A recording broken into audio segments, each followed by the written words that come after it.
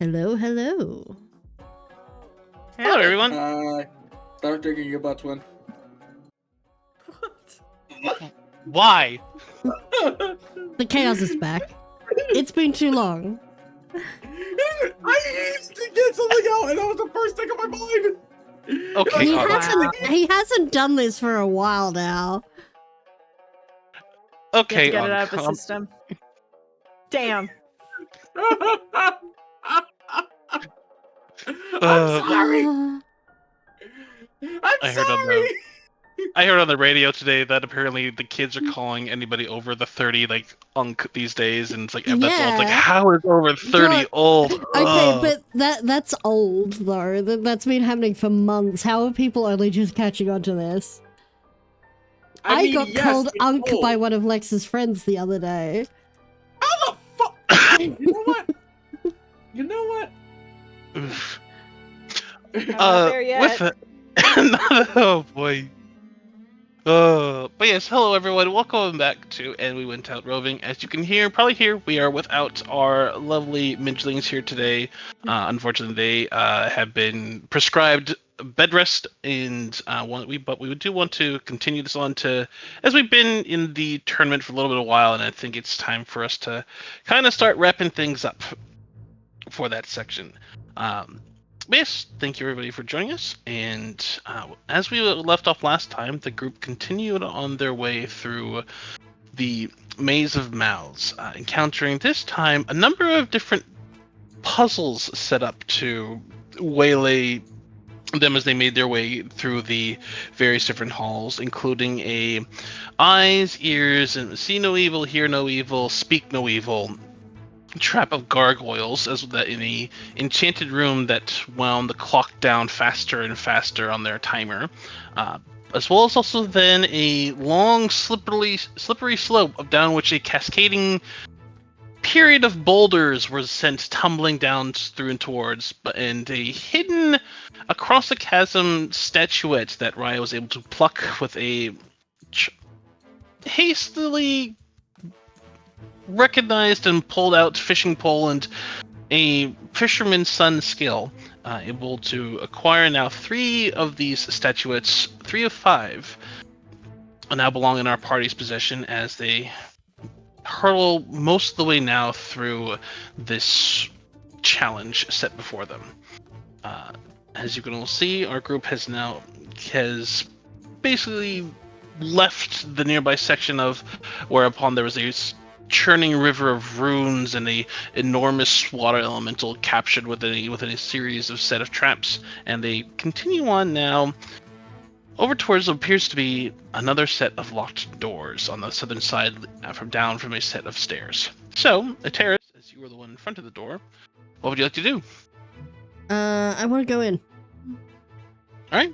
Wait, where are you? The fuck? Oh, there you are. Yes. Okay, yeah. Okay. Quickly just switching over to the music.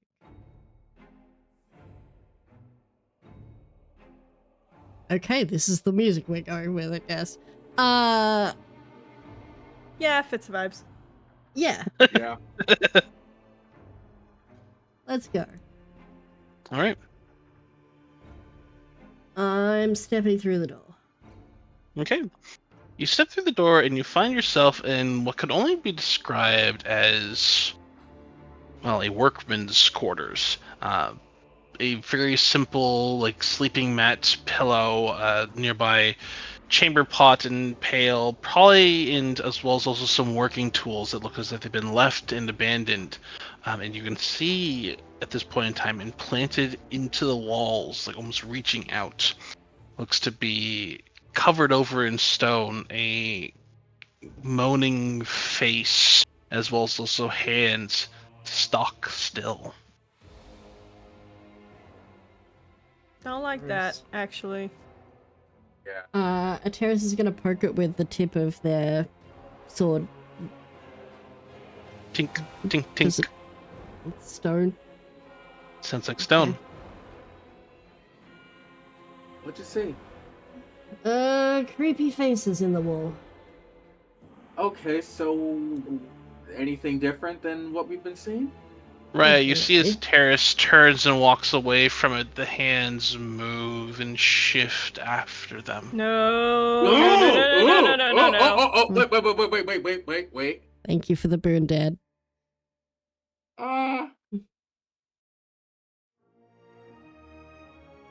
Did it move the moment she took her eyes off of it? Yes. Oh, great. God. We're playing with the weeping angels, guys. The terrace is going to open one of the other doors. Okay. Taffy is not blinking, looking at this thing. He is freaked the fuck out. Okay, so the cat thing. First. Right. You look in, you see another room very similar to this one with 2 beds and, again, a very similar trio of bodies planted into the walls themselves, hands outstretched, faces open in looks of longing and anguish. No eyes, just open black pits for the eyes and mouth would be. Hi, Midge. We're getting weeping angeled. Ateris is going to be Your luck careful is very neat. not to touch the faces, and is going to go for the farthest door. Okay. Okay. All right. Uh, You see another room beyond you. Same thing. Right, as you look into that room, you begin to see the hands kind of pull themselves further Nope. out from the wall, Nope. and faces begin to shift and move, looking I am after from where staring. in the room you are all in is fine, but the room that Ateris left has. Safi is just whacking Raya's arm. Eyes. I know. Ryan's kind of just flicks his ears like, Terrace, you're gonna have to stop moving without one of us in there. They're following you. Ateris will turn around and look at the arms and faces. No. You could see now that there's like 3 or 4 arms reaching through the doorway after you from where you had left. I need you to make a dexterity saving throw. Ah! Let's go. Y'all, I got new Ateris dice as well. Ooh. I got some wood ones. Alright. Hell What yeah. did you roll? Let's see, what did I roll for my dex? Save or check? Sorry. Save. 18. 18. You're able to kind of pull yourself back as the hands kind of reach and grasp through the doorway. They can't seem to go past the barrier, or at least they stretch, but they can stretch around and beyond it, but they cannot go through the doorway fully. The hands can go past, but they can't. The arm itself can't fully shift around on those stone. She's gonna smack the top of the knuckles of one of the hands with the tip of her blade. Clink. It does not recoil. What are the other 2 of you doing? What would Raya have to roll to figure out what's going on, or if he heard a story about any of these? I'm aware that I'm going to have to make this a disadvantage. This would be either Arcana or History. Both are equally bad, so I'm going to go with the one that doesn't give me disadvantage. Let's go with Arcana. Oh, that's actually not bad. 14. 14. The thing that you can remember about these is that there's usually spirits or beings like this are bound to specific locations, and that so perhaps you get the feeling that if someone is in one of these places, or they're within, that they will react to them, but once they depart that place is when they will start to move and react and attempt to bring them back into it, so that they can never leave.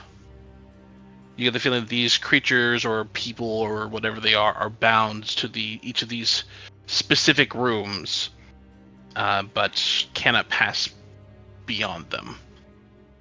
What? Alright, so they're bound to the rooms.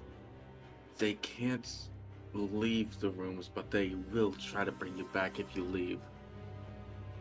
Can a terrorist roll a history or something to see if she remembers anything about the city that pertained to slaves or the like that these spirits might be? Why they'd be bound to these rooms? Certainly. Okay, let's see. Would that be a history? Yes.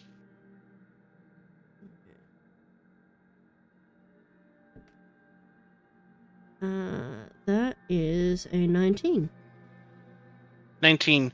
You would probably know that this city, like many of the others, is built upon near constant war, and so that there is very often, while not fully slaves, but there are prisoners of war, and that then become either like, in a way in order to and like either jailed individuals for like forced manual labor to quickly build fortifications or otherwise, and not necessarily in so much kind of like trading people for coin, but more like captured soldiers and similar.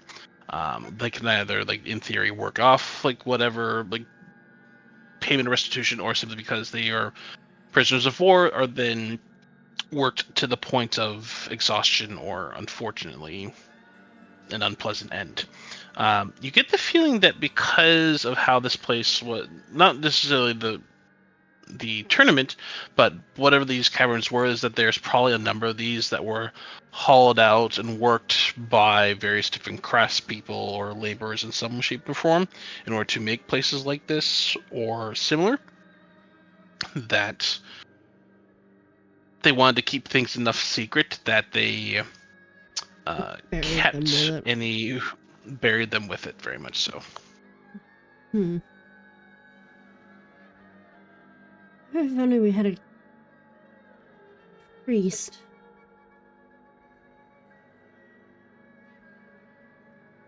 I don't think we would have been able to keep one with present company. It's possible. I would say also with the 19 history, it could very much be possible to quell the spirits with like ceremonial rites on honoring the dead and similar. So there's options in theory to quiet them down. You don't know necessarily how effective it could be, but it's certainly possible. Ateris is the least religious person. Yeah. I mean, I could try something. Go for it. You may guess. Okay. Sappy's just gonna sort of. All right, eyes on walls, please. Raya's looking. He's giving the autism stare. Ateris is also looking. Sappy is going to. It's gonna try and take a second. And for the first time in his life, he's going to try and actually pray. Let's go.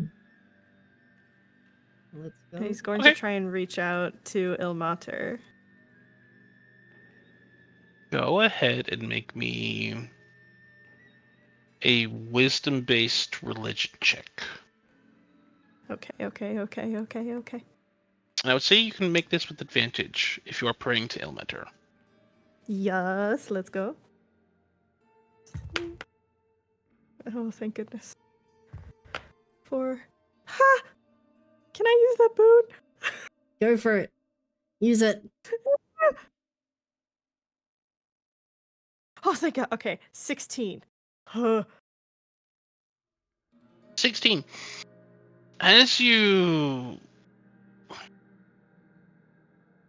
There's a moment in instinct that kind of picks you up, and as you kind of clear away a small space, and you take a single small candle and light it, and pour a little bit of water around in a circle around it, and sprinkle a little salt, and cup your hands around the flame. It's a small flame in a darker place, and you can feel the heavy weight of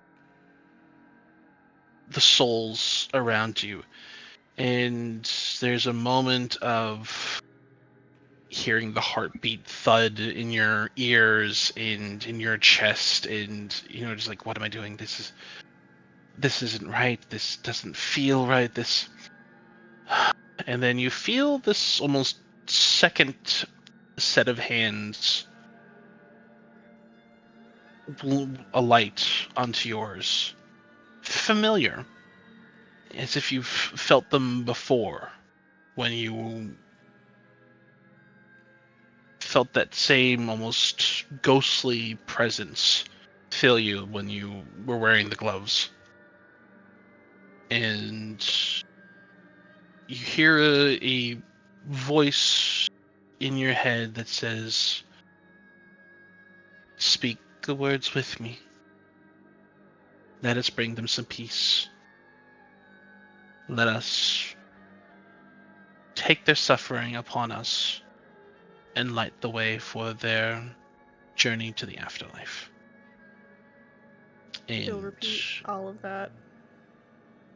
you say these words, and more comes spilling out. A simple chant, a simple prayer to Ilmater of being a light against suffering, not to drive it back like a knight would riding into battle against the storm, or like a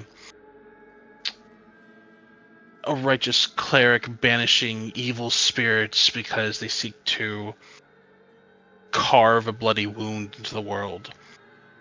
It's a smaller, gentler, and yet farther reaching prayer that touches all around them, and of that of compassion and of a tortured, hurt soul reaching out and sharing to others understanding and compassion. And you feel that warm glow from the candle fill your hands and around the gloves, and you see those same golden roses blossom and bloom, and that a brilliant golden light begins to kind of wash out from the round, and those darkened faces filled with shadow become more like actual faces once more. You can see smiles and rest beginning to flow over them. But extends to only this room, at least for the moment. Ateris, Raya, are the two of you aiding in this in any way, shape, or form, or are you just watching? For Raya, he could go one of two ways for this right here. How did Norg used to honor the people that he could not save? And how do fishermen say is I wish the dead to rest in peace? Both in a very similar fashion, as Norik partakes primarily within the city of Darlusk, and fishermen as well. Fishermen espouse, usually with lots of drinking, telling of stories of grand tales, many of them possibly far-fetched, but some could be true. But usually in song and in dance and in laughter. And Norik, you would know, would typically pour out libations for those that he could not save, and he would frequently, with his own skill of blade singing, take up a dance or a song as well to help bring cheer to those around them.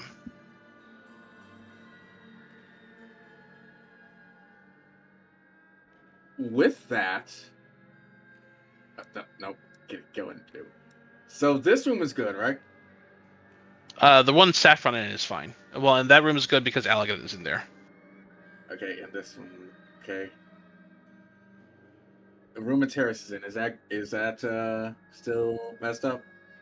The room that the terrace is in is messed up. The room that Alligator is messed up. Currently, right now, Saffron, you can see, has built this warmth of bonfire. It's like you stepping in from the room you were in into the one that Saffron in is in. You feel almost kind of this shifting of elation and calm wash over you as you enter the room that Saffron is in.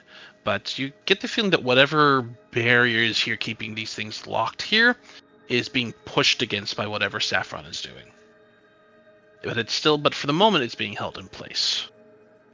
But it's possible that it could extend.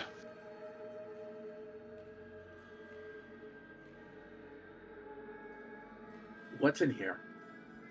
It continues on. You can see additional arms and reaching faces.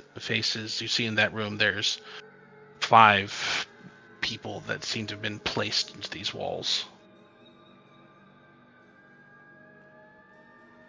You know, hold on real quick. I'm pretty sure he has some drink in his pack right there. Do you know what? Yes, he does. He still Alligan's thing of branding right there. How could you? But entirely possible. It's for greater good. So Ryan kind of remembers the pouring out one, the dancing, the singing, and he's trying to think how to do it like them for a little while, but then he's just thinking, no, it wouldn't be right. It has to come from the heart. So he takes a small drink as he walks into this room right there. He slowly pours one out for him. And just because this is the immediate song that came to me right there, he just starts singing lowly. It's like just a low drawn on note and then going a little bit faster into it. He starts singing, and I'm sorry, everybody. Rocky Road to Dublin, or I guess Rocky Road to Waterdeep. Wow. Rocky Road to Dublin. Full Revit from Sinners, except he could probably actually reach them with this. So would this be a performance? I will want you. Yeah, this will be a performance check for you. Okay. I would say that because the stories, typically a celebration of the dead, then you are a trained dancer. You can go ahead and make this with advantage. Okay.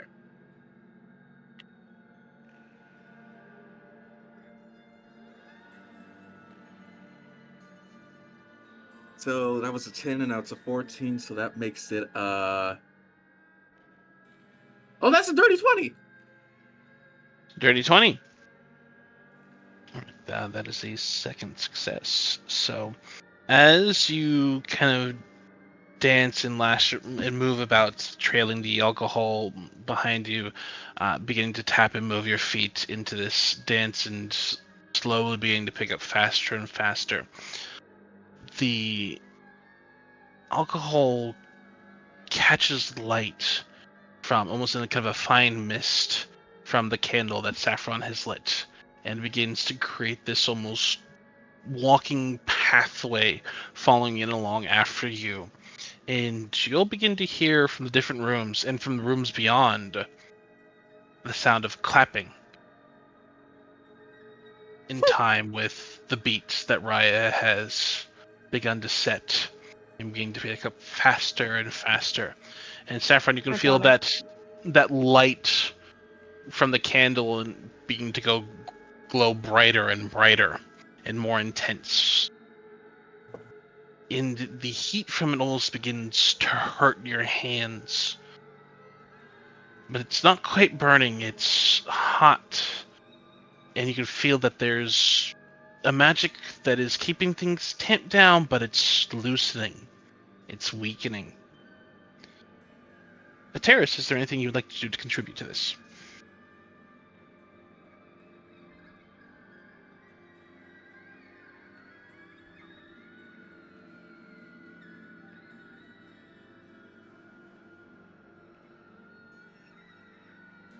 If you are speaking, Ko, we cannot hear you. Apparently, I was muted. I think I think instinctively, Ateris sort of almost goes to pray and then stops, and instead simply sort of gives a little bit of a reverent nod. You'll be remembered by someone at least. By someone, at least. Yep. Are those the words you wish to impart? Yeah, because she's acknowledging that they're going to be remembered not by gods, but by people. Okay, so it's not dismissive by someone, at least. It is. No. You will be remembered. You'll be remembered by someone tangible. By someone real. Alright. Go ahead then and make me a...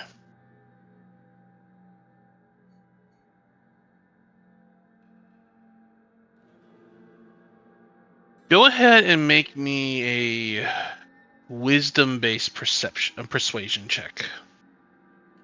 As you are trying to impart the comfort of knowledge to these trapped souls that they will be remembered.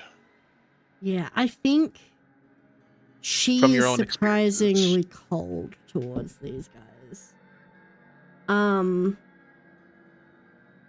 Wisdom based. Mm-hmm.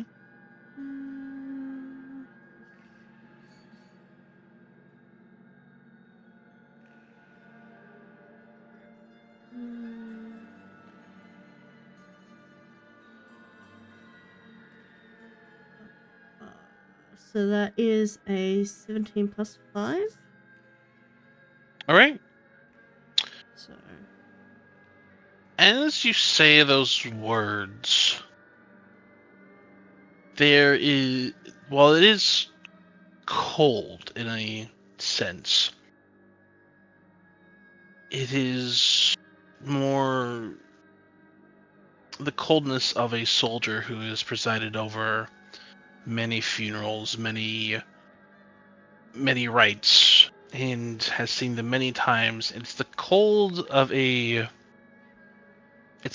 soldier at vigil who knows that this is something that has happened and there will be more after this.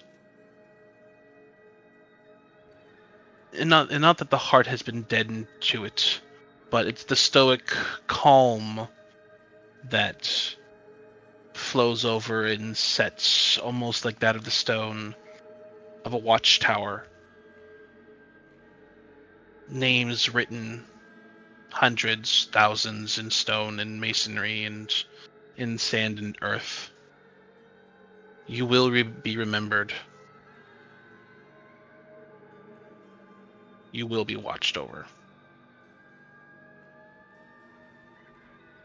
And Saffron, there's this faint, almost creaking groan of stone as the candle flame glows brighter once more and one final time. And you hear almost kind of this snapping of a chain. And as the fire roars up into the air. and the faces in and around all of you suddenly give out a chorus of rising cheer as Raya reaches the pinnacle of the song, and you watch as all the faces and hands dissolve away into sand, and all of the doors spring open. Hey.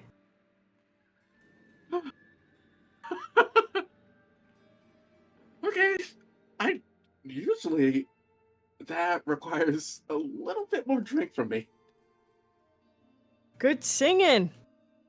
Good job. Yeah, Huh. yeah, yeah, keep the singing thing to a minimum. The dance thing I'm really proud about. The singing, that's a little bit more for, myself. No, it was great. What are you talking about? Uh, well, we're I'm free. So you saying congratulations to me, but what y'all did was amazing. Was awesome too. Like I didn't I didn't know he could do that, Safi. Ha ha. So, funny thing, I didn't either. So, that was new. I must But admit that it is not my particular choice of how I would have gone about it, but yeah, I well, that's cannot. because you're a snooty little snooty pants, aren't you, Allegan? Look, I look to try to have the best experiments in mind, but this was the right decision for this moment. Although what kept them trapped here is certainly something that bears some amount of study later, but let us depart for now. Yeah. What got them trapped here is probably something we shouldn't worry with.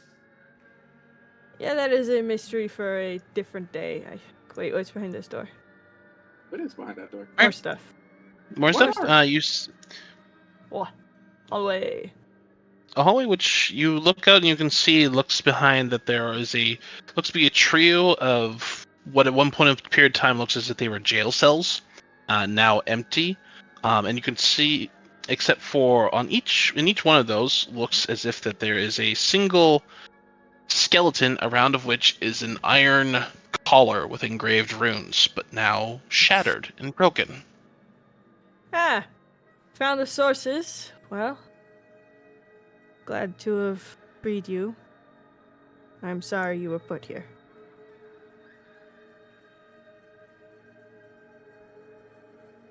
Ateris, what are you doing? I think she would. Just had to quickly check that I wasn't muted again.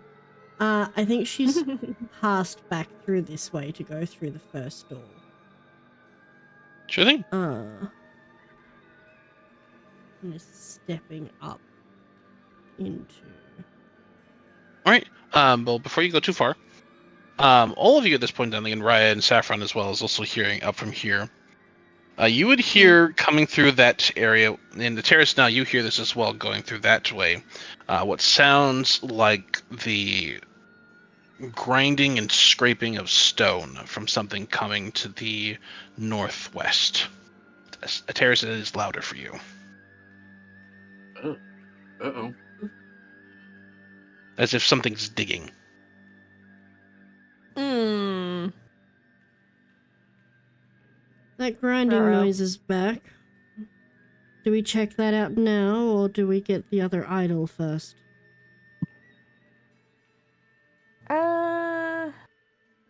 That's a question for the ages. Is it Maybe getting idol first? I don't know. Yeah. Where does that lead?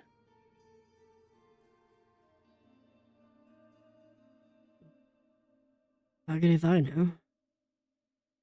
Okay, cool.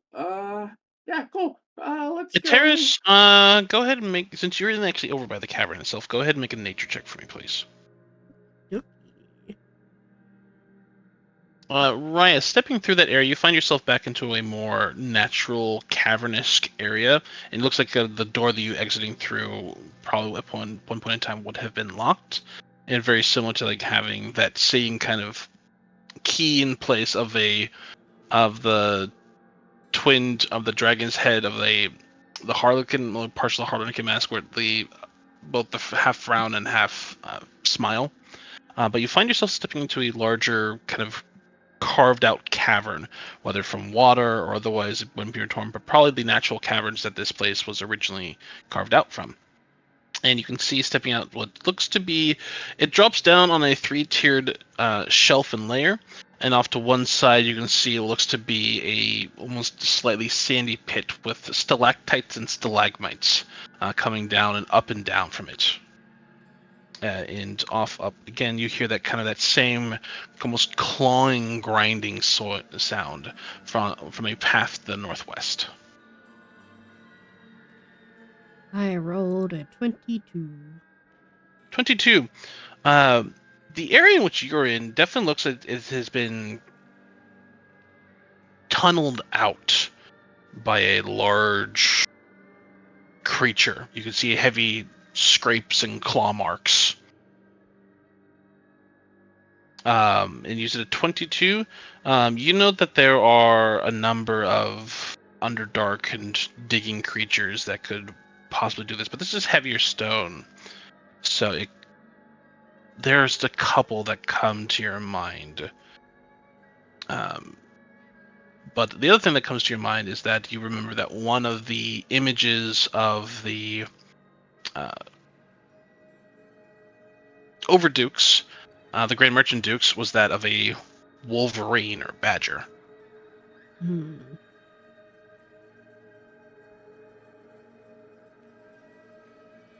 Right.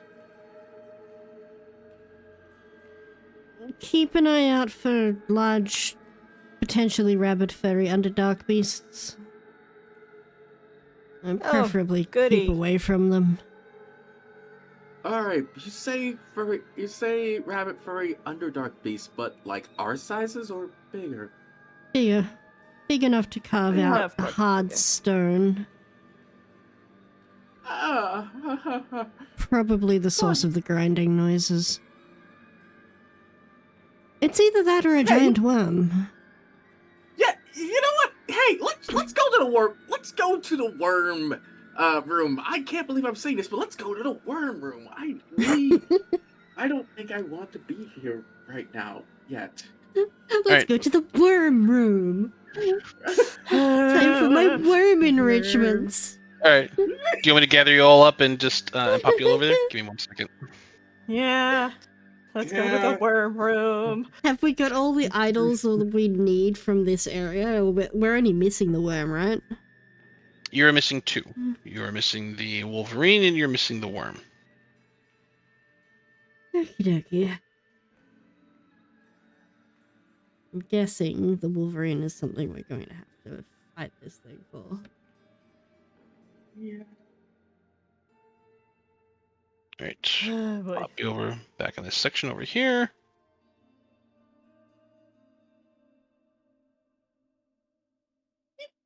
Oh, we're in 2 places on the map. Shh. No, you're not. Shush me.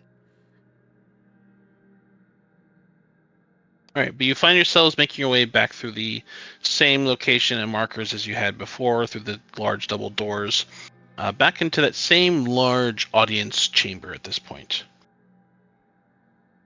And you find yourselves outside that one's now kind of still slightly hung ajar, shifting doorway.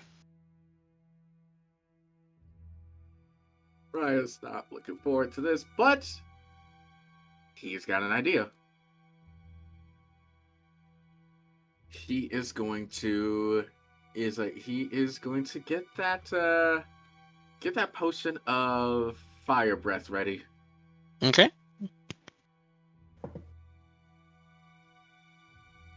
Alright, roadkill first, I guess. Back me up. Okay, that's... After you. I'm right with you. I'm right with Yeah. you. Come on. Hey, Vote I'm kill the one with the first. lightest. Hey, I'm the one with the lightest tread. Has anything changed I about mean- those seats since we grabbed the idols? Good No. question. They look like still older, decaying wooden chairs, as if they've not been sat in for some time. Aside from the one that you sat in. As the others go in, can a Terrace walk over and sit one of the idols we've gotten on their respective chair? Sure. Walk over, set it down, clunk. Does anything Nothing happen? appears to happen. Nope. Alright, she'll take it back and she'll follow after the others. Okay. All right. So, Saffron, you find yourself entering back in that hallway for what you remember descending down beforehand. And you remember, like, there's that almost horseshoe-like shape that has attached to a number of different smaller rooms from which you remember that there were pleasantly appointed sleeping areas until you look a little bit too close and saw the wriggling of the mats themselves. You also still standing open from where it had still is not closed. Looks to be that same passageway leading down a set of steps down into a dark tunnel. And there's still that smell of death and rot that wafts up from it.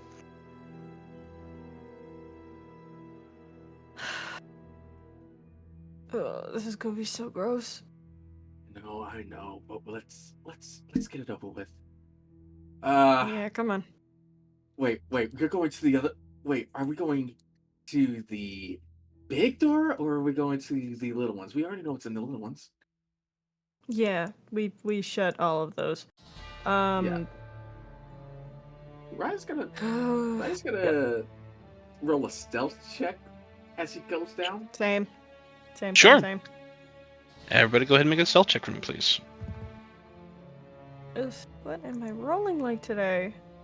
27. 16.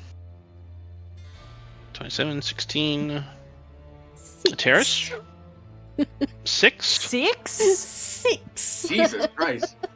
I rolled a 2. How? I rolled a 2 Buddy. and my stealth is +4. And what Allegan is... Allegan rolls a 13.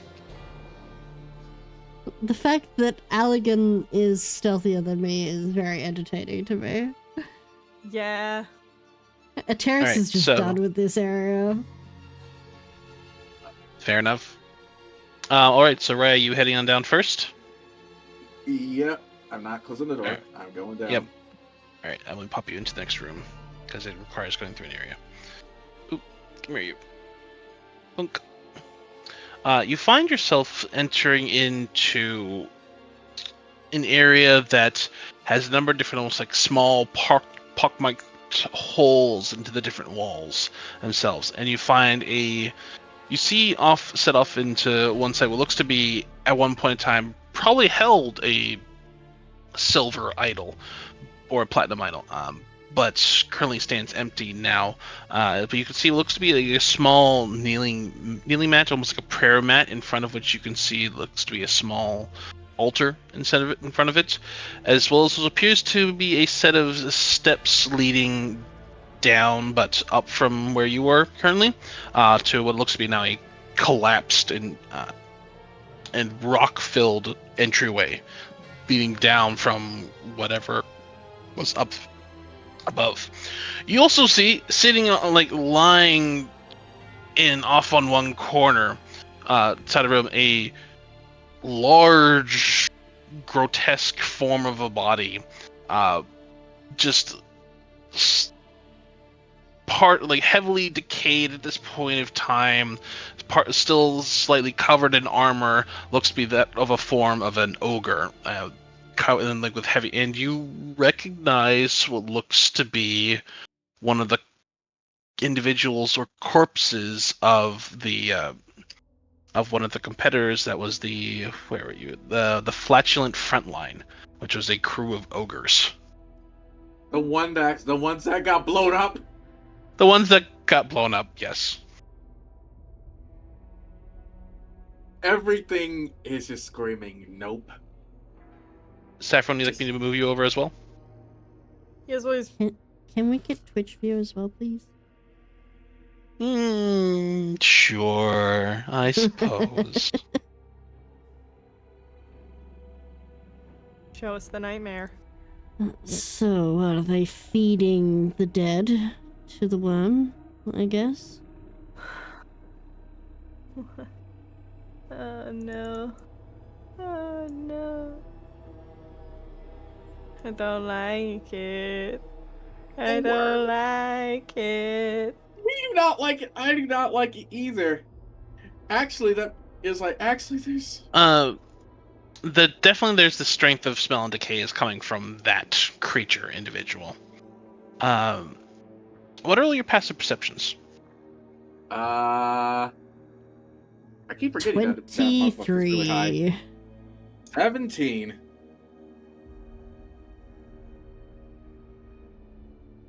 It's just 13, and Saffron, I think yours is like 15 or 16 as well, correct? My stealth, it was 16, yeah. Passive perception. Oh, passive perception. I'm so sorry. I am You're looking at 6 different things. Passive perception is also 16, actually, so yeah, that's fine. Cool.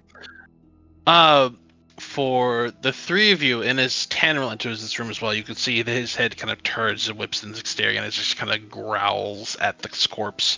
The three of you, as Alec is kind of like making his way down there, would see and shift something. What is that? There's something moving in the chest cavity, like behind the armor of this ogre, and the body suddenly shifts and moves and stands up and shakily jerking, sword pulling up off the ground, and with a heavy lunge rolls forward. And I need everyone to go ahead and roll initiative. Let's We go. chose wrong. We chose wrong. Let's go. Fighting the corpse. I have not rolled above a 10. 11 for my initiative. Jeez Louise. 13. I just wasted a nat 20. I rolled so low.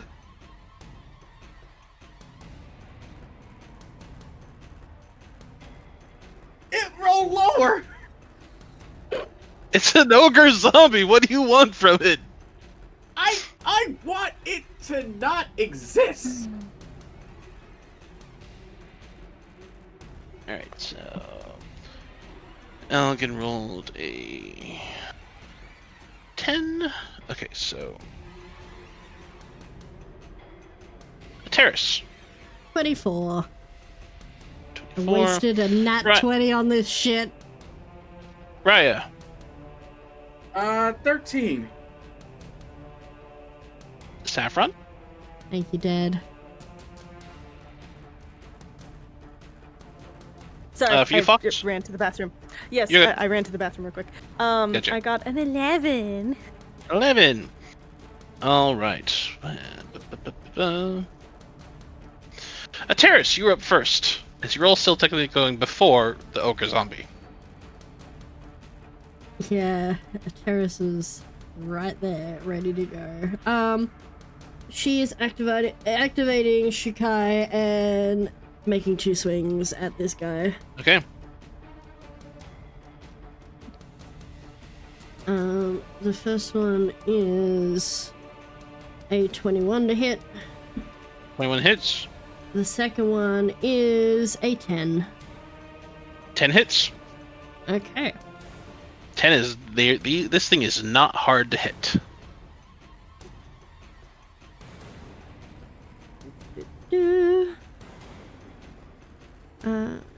Okay, so that is 28 points of slashing damage plus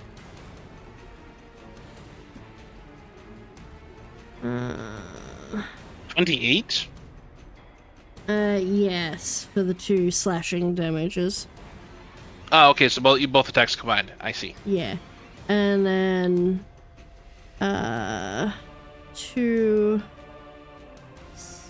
12 points of fire damage on top of that. So 40 points total. Yeah, and All right, that is so the blade. her turn. All right, so the blade cuts down once, twice into it, and there's this heavy kind of searing of flesh. It doesn't make a sound. It just, the body kind of still shifting and moving. It doesn't gurgle, and it doesn't. There's no light to it. You're used to like undead having like almost like on this greenish glow to their eyes, but it doesn't have that. Terrace, can you make me a Constitution saving throw, please? Yes, I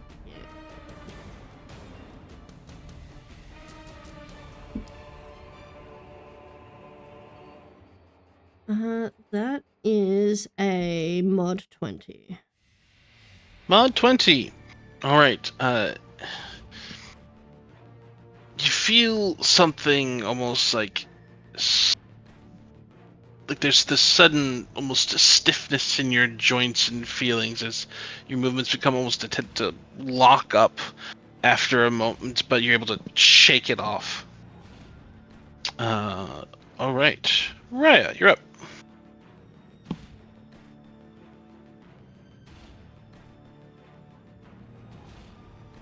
This is gonna sound very weird. Mm-hmm. Could I roll a perception check to see what was going on with the terrorist while she was attacking? Sure. Because that's weird. That's weird. No, that's just so fucking weird. Okay. So that is gonna be that is gonna be a 6. That's gonna be a 16. 16. All right, hold on a second. It's gonna be one of those like Walking Dead style zombie things where it's actually the creature inside it that's making them do shit. You see as a terrorist kind of like moves away that there's a slight, almost a small tentacle that it is retreating back behind the breastplate. After.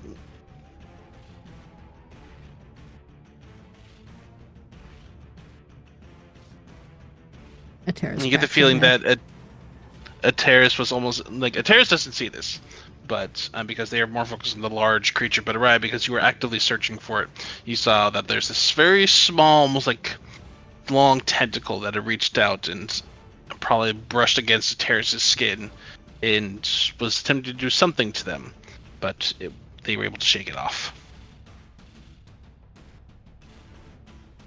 Raya is immediately wary about his next moves now. Okay.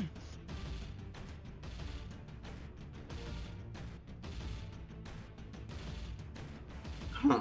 So that is your action to make the no, because do you have bones? Because you have observant or I do not have observant yet. I have expertise with perception. All right. That's it. And that is unfortunately that is your action to make that distinction, and you can call this out to your compatriots, but Raya is gonna very much call out, careful about getting too close to it, and he's gonna call out float and let the dancing short sword go at it. Okay. You say that now while I'm right beside the thing. You went first. I don't really got a choice. So that is gonna be 15 hits, right? 15 hits, yeah. You know a 10 hit, so. Oh, right. Okay.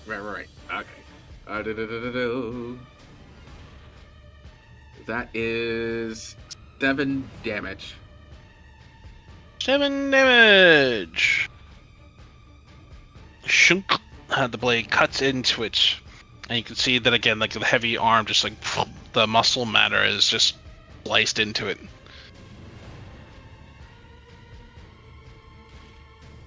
I think we gotta burn this thing. Well, yeah, that's my turn. All right, Saffron, you're up.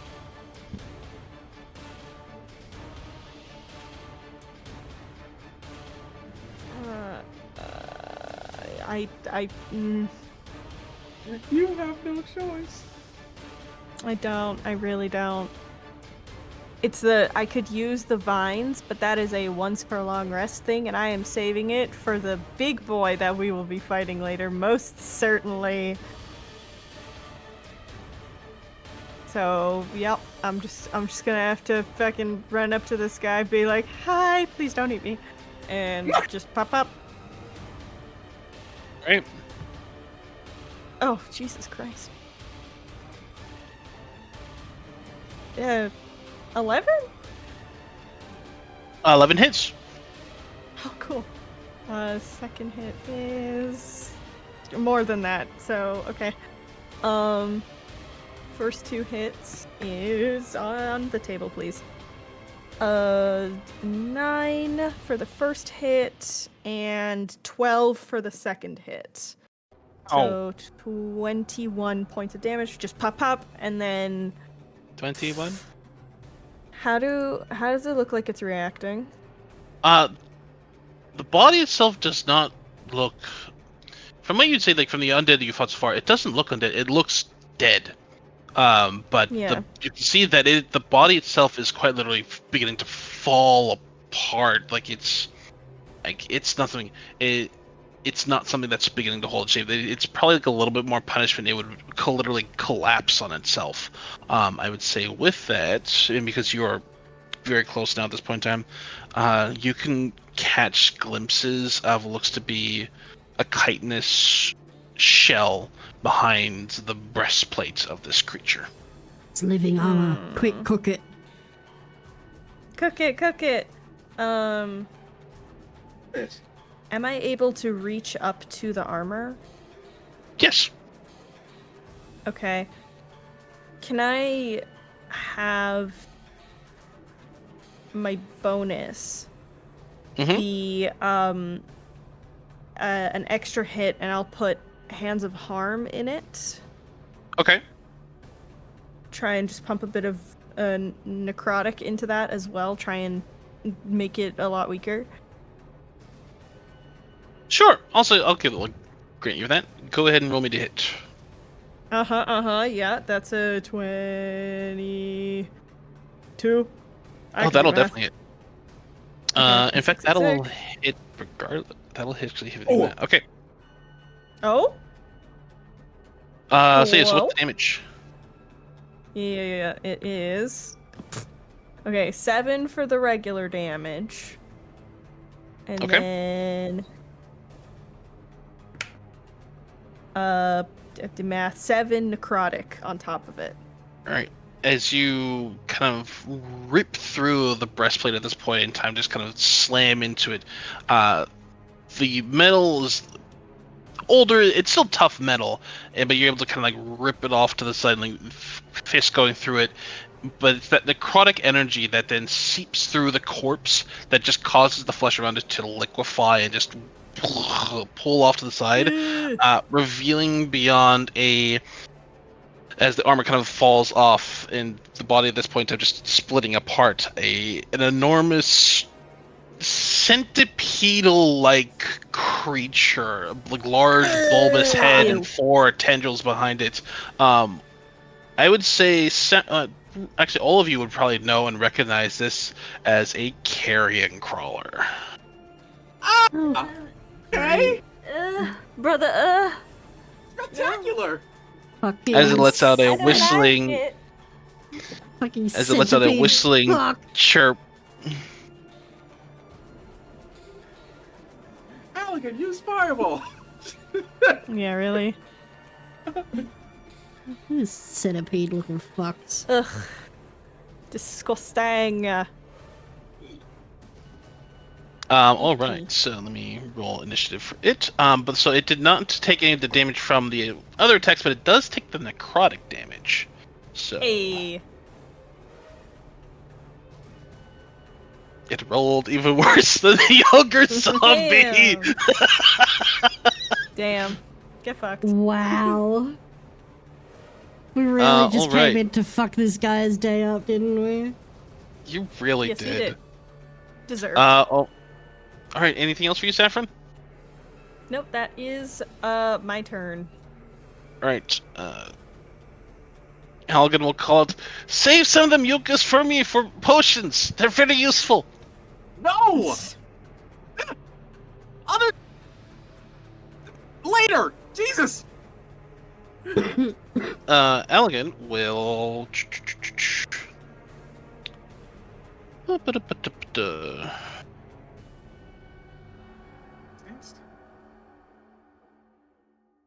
I think he'll use a first level. He'll use a first level witch bolt. So mark that off. Roll to hit. And I fucking crit, of course. Crit my own goddamn monster. Jesus Christ. 23 points of electrical damage. As this bolt just like shoots out Fuck towards off. it. This was not the intent. No. This is exactly what was supposed to happen. This is great. Go! All right. As the bolt of lightning like flashes across, you can hear the carapace crackle and pop. It's still standing, but it looks like it took a hefty charge of damage as the almost frying now ozone-like smell permeates the air, washing away the scent of death. It is the carrion crawler's turn. The carrion crawler now has a pair of targets in front of it, so it's going to attempt to paralytically tentacle against Saffron's the one that actually hit it. So Yeah. I need you to make a Constitution saving throw, please, Saffron. Damn. Okay.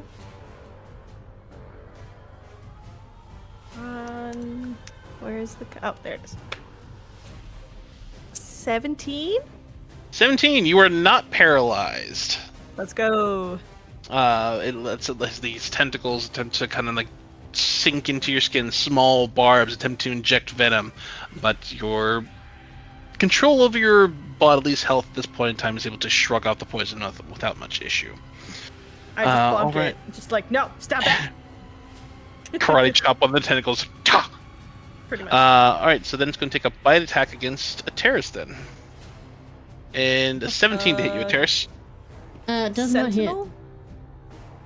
You go ahead and make your Sentinel attack. Yeah. Because it doesn't know about the Sentinel. It's like, it's going to... Yeah, no, I rolled an 18 plus 9, so yep. Yeah, that No hits. thanks. Alright. 9 points of bludgeoning damage. 9. Smack. Alright. The pops into the side, falling on kind of the cracks of the electrical energy, and you can hear this pressure release beneath it. It lets out a pained whimper. Terrace, you're up. Okay. 2 questions.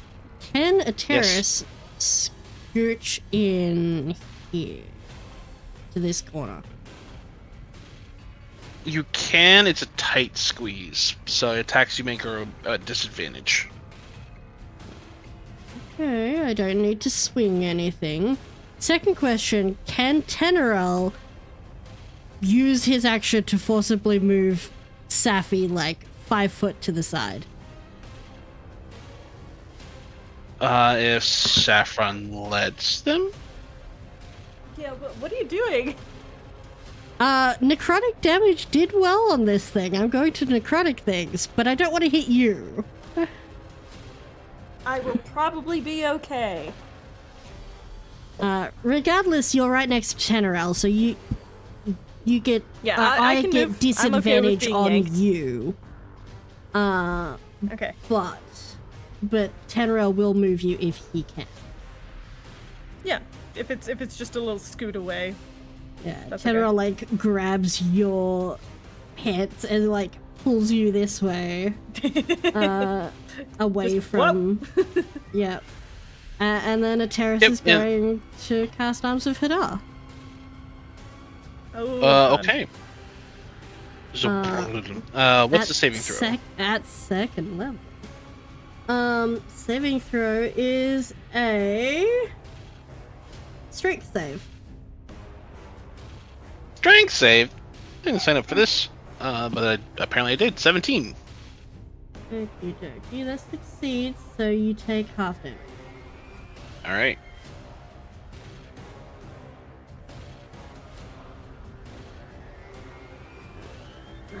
So I need to roll 3d6.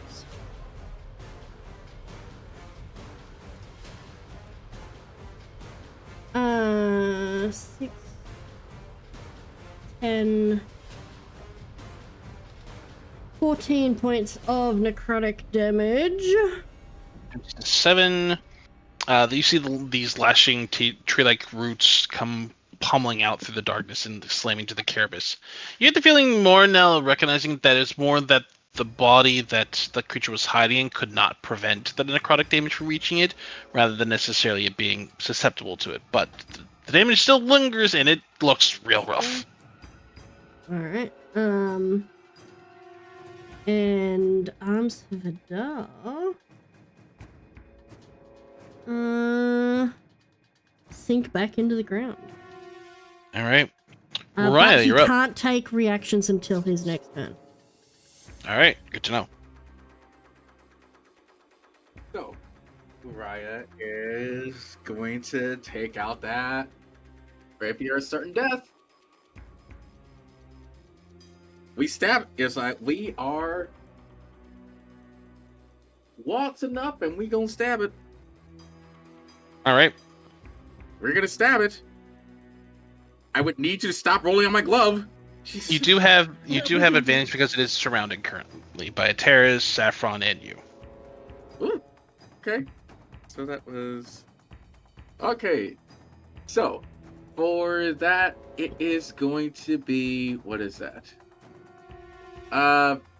16 to hit the thing. Hits.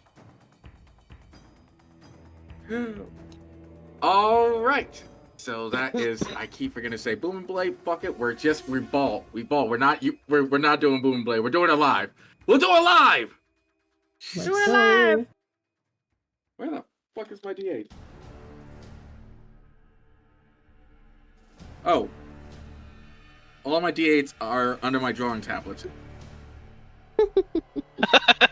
They're hiding. All right. So that is going to be 10. That is going to be 10 piercing damage. Hit. And where are you? I'm right here. I've been here the whole time. Shush. 9 sneak attack damage. Where are you? And I'm so sorry. No! My next thing is gonna float. Well, how would you like to do this? Hey. As it is a rapier of certain death indeed in this moment. Oh my goodness. Nice. Raya will. Hold on. I need to see this thing. I think Raya will take aim, and as he's lunging forward, he stabs it right through its mouth. And just to make sure that he does it with that same motion, he grabs the rapier by the other end behind it and just twists its neck. All right. So as the rapier lunges forward, you grasp the end and just with a heavy, hearty crack, the chitin snaps and shudders as it lets out one final pitched squeal as the lightning from Allergan continues to soften up the outer shell, and the fractured segments from Ateris and Saffron pummeling it. It snaps, and the body falls limp. And we are out of initiative. Bad worm. Bad worm, and I give it a smack. just Safi, it's dead. It's dead. And Ateris, and you see basically kind of in the remains of the body left behind where the ogre was kind of almost like resting and sitting, you would see a platinum idol of a carrion crawler. Oh. Hey. I feel like this is false advertisement. I wouldn't call these things worms. She'll hold up the idol.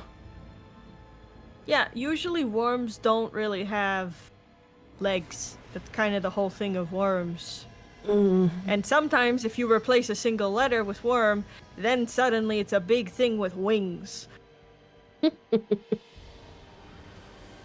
Safi's going to take out, like, a few vials and try and take some of the mucus that tried to fucking paralyze the shit out of him, and he's just gonna be like, this is gonna be useful later. Make a medicine check. This is a helpful mouse control for later. Exactly. Thank you so much. Can Ateris aid in this? Sure, easy enough. Sure, let's see if I get even better than that. No, okay, the first one was good. Medicine? Yeah. 24. 24. Alright. It didn't actually technically get anybody in the thing. Let me... That's cocked. You get 8 vials of carrion crawler mucus. Oh, that was an evil laugh. I'm going to do so many terrible things with this. So, can we just, throw that on people? I can put this shit in my claws, and cause I got sort of bit by this thing, and it made me all tingly, so I'm pretty sure this stuff would paralyze people. And I got a thing where I can make you guys not paralyzed anymore. So I could do some serious damage with this. And besides, you could put this on any of your weapons. So could Raya. Allergan can't really do shit with it. But you two... I mean, I'm sure Allergan could make some potions. Yeah, he's already got enough toys. I could probably put it on some of my cards right there. I just gotta make sure that it's specific As much as I'd like to disagree with Saffron on these things, they are right in this sense. And while carrion crawler mucus is good for acting as a binding agent and similar paralytics for stopping different nerve agents, that is the primary thing, is that it is best useful to actually stop muscles from moving rather than attempting to make potions out of them, unless you're attempting to make paralytic potions out of them, at which point they are very good. I cannot believe I just got mansplained. Anyways, sorry, that joke was very specifically for D. Yeah!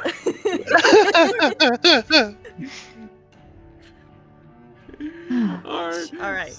So we got the little statue. We have one who more would like to do the honor? Oh. We got one more. Where, Before we though? leave... Most Before we likely leave- in that grinding creature that I was talking about. True. Before we what was that, leave, was there anything else of note in there? I know you noted the prayer mats and a few other things. Were there like any other goodies? I will allow you an investigation check. I will assist. Actually, no, I was doing poison stuff. Correct, you were doing poison I'll give you a stuff. thumbs up from across the room. 13. 13, the ogre looked like they had been pretty well ironically enough, picked clean.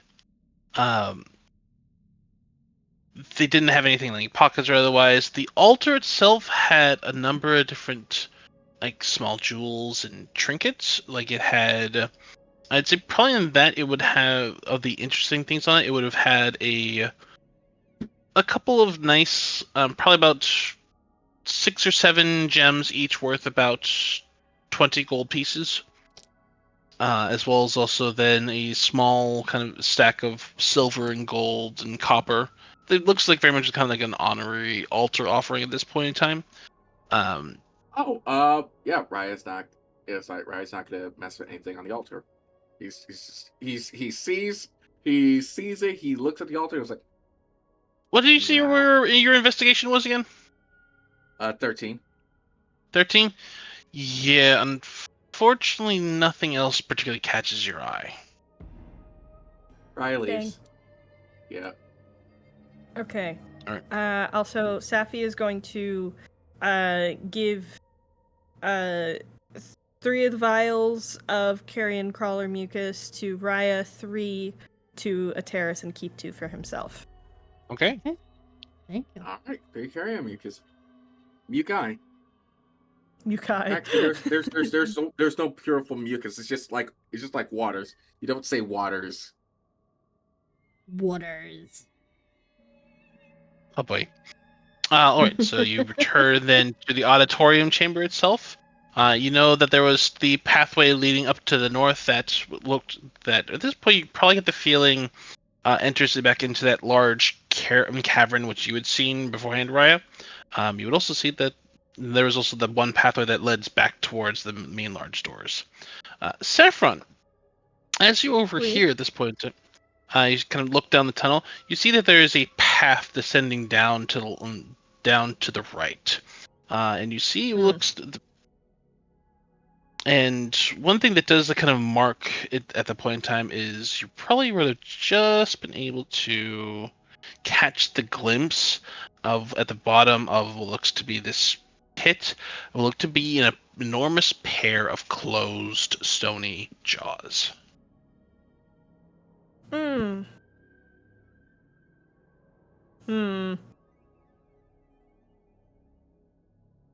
Hey guys, I think I might have just found the actual worm. Excuse me? I point. Yeah.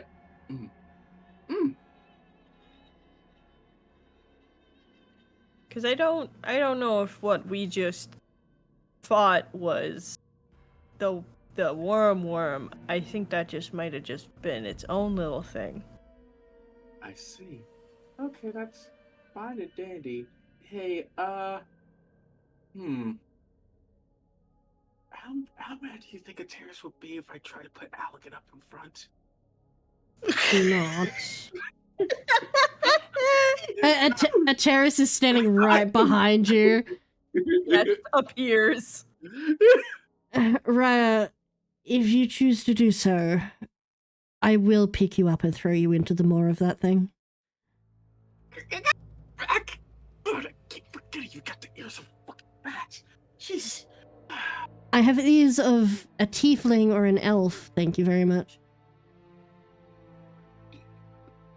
Have you tried throwing a rock into the mouth? I don't want to. I can do it. Sure. See if it's awake. I will scoot my butt over here to like right here. Okay. As you look down, it looks like almost like a long winding tunnel down, and you chuck a stone. Kunk, kunk, kunk, kunk, kunk. The jaws do not move. All right. Oh, do you think that's actually what opens up when we get all the little statues? Perhaps. Do we still hear the grinding noise? It is distant to the far left, but you do vaguely hear it.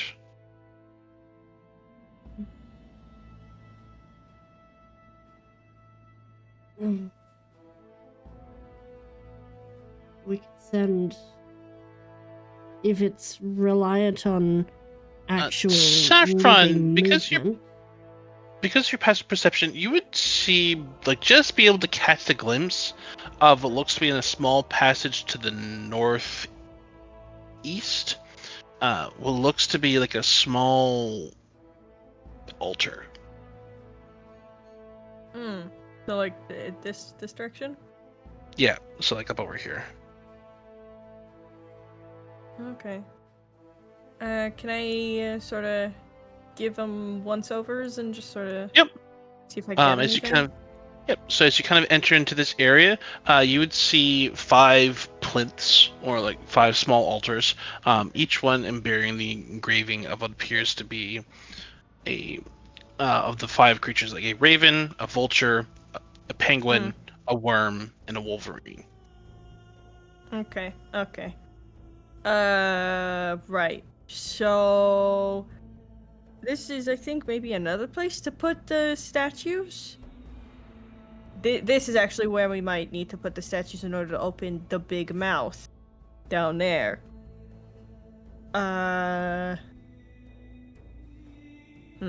Okay. I'll say which, as you'll return together at this point in time, you would look at, just double check your clock, and there is 36 hours left. Half the time is now passed. So, okay. do we go get this thing and take the time for a long rest before we face whatever is finalized in this? Or do we keep pushing onward? I mean, like being... Allegan, what are you? How many? You got spells that you need to take a full sleep for you to get your energy back. So a short rest, at least right now, would do me okay. I have not expended much of any of my higher magics, and a few of my lower ones I can recover on a short rest. All right. And I have not. I've taken only a little bit of a hurt, so a bit of a small rest, as I said, would be all I would need to take care of everything. All right. Let's. Do we want to just sort of sit in here for a little bit and take a quick rest? I can do. Just Right, just gonna go ahead and just wait. Do I have bear traps on this character sheet? Do I have bear traps? Oh my gosh! I vaguely remember you buying bear traps. Yes. Yes, I do. Okay, so Ryan's just gonna go ahead wherever they're gonna rest. He's just going to set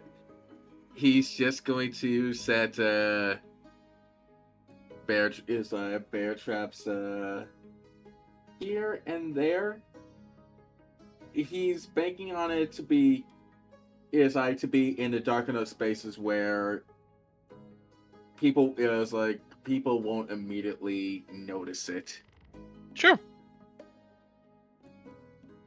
Oh, and just to fuck with them, put a few cow traps a feet or two before one of the pathways right there. Be ashamed if you stepped on one, tripped, and All right. So you all gather back together after laying out the traps. Can someone go ahead and settle down for a short rest? Can someone roll d20 for me, please? I will do it. Oh no! what? 2. 2 is fine. Okay. Oh, okay. It's actually, ironically enough, the higher end of the spectrum that's actually worse. Good. All right, During the short rest, can Ateris convert a couple of those arrows into paralysis arrows? Ooh. How long? I think you can dip arrows at the point in time. So I don't know how long if it lasts an hour or 10 minutes. I think it has to be like 10 minutes of use to prep an arrow at that point in time. Let me check.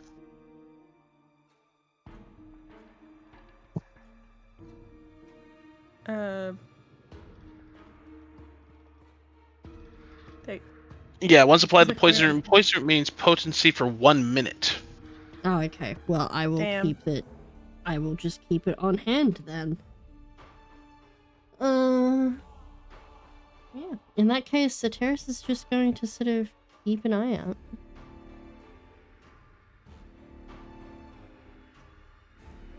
Okay, and Al again spends a hit dice to heal.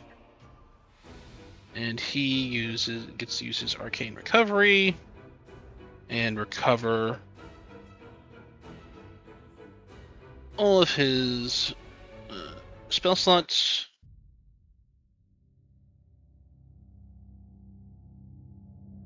Boop, boop. Saffron, while you are during your short rest itself, there's this feeling that of calm, like of almost remembrance of like calm, and when you've kind of thinking back onto that series of rooms filled with shadowy figures and reaching hands. And here's a sense of peace of mind in some ways that almost kind of falls like a purpose continues to be fulfilled. You don't know if it's you or the spirit that kind of resides in your gloves with it. And you sink like, kind of just like into thought, into kind of motion at this point, and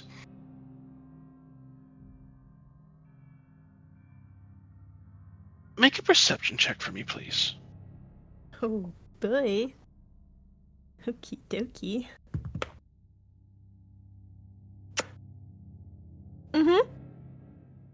25? 25.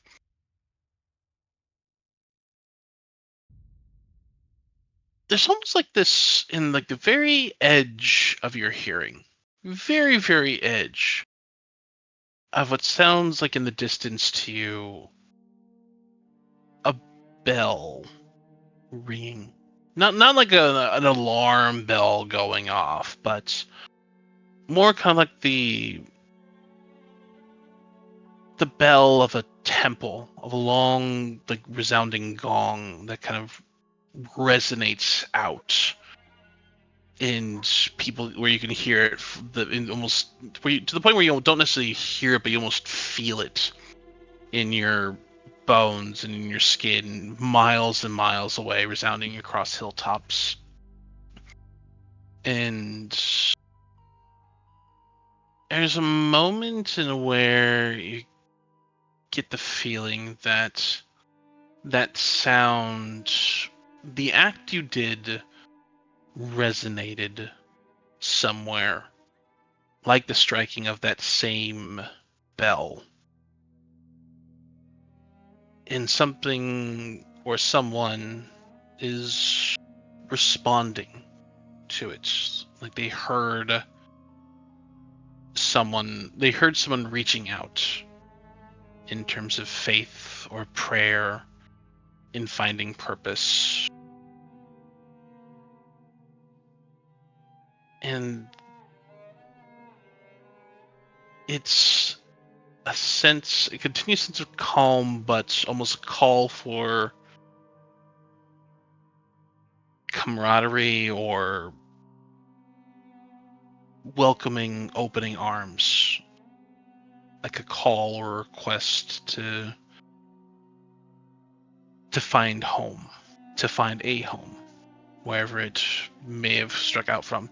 And you remember that picture and image you had of a temple among snow-covered mountaintops, of those large gates with the winding vines and blazoned with the brilliant yellow rose. And you get the feeling that there's a notice been taking place of acts that or maybe even small miracles that are perhaps taking place.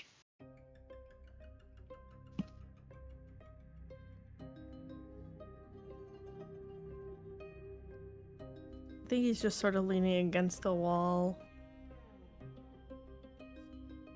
Where's Raya?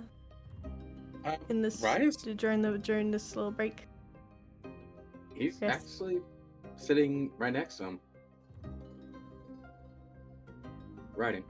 I think Raya is just sort of, debriefing in the journal and just feels Safi's hand sort of close over his wrist.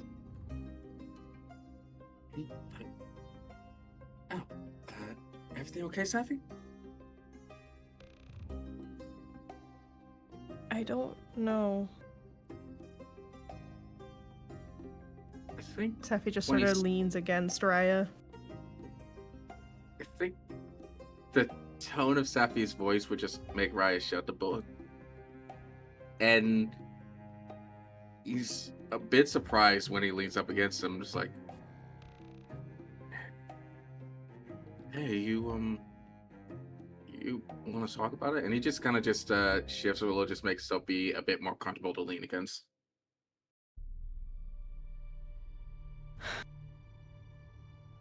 I feel like something is calling out.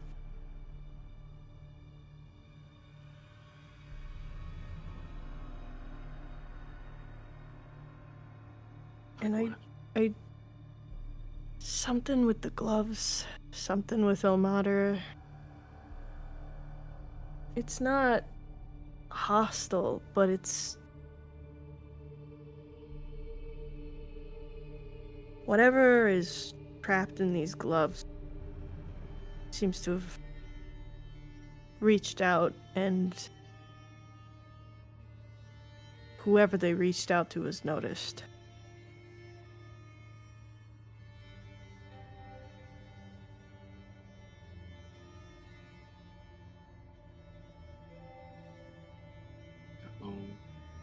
Not hostile, but still reaching out.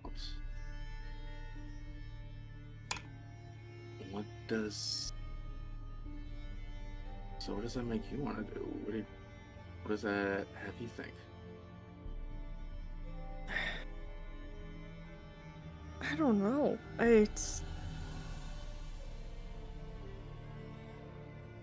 I can't tell if it's me feeling like home is calling. But I don't know.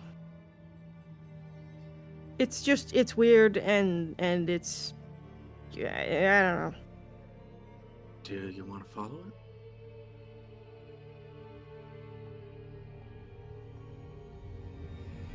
He just sort of sits staring at the ground for a second, and his grip sort of gets just a little bit tighter. Would you go with me? No, that was stupid. Sorry, forget I said that. He just stands up and sort of walks to the other fucking side of the room. Raya grabs Safi by the hand. Saffron. Oh, full name and everything. Just can't just drop that and not even give me a little time to respond right there.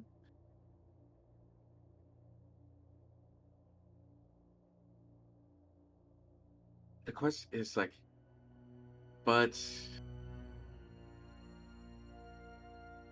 if you ask me to, yeah. Don't say that. What is there not to say right here? We got a job to do. After the job is finished, I still gotta go ahead and do my stuff, but I'm pretty sure I made a promise that I'd always have your back.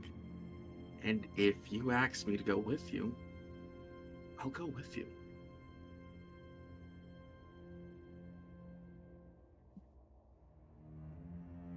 He just takes in a deep breath. Yeah.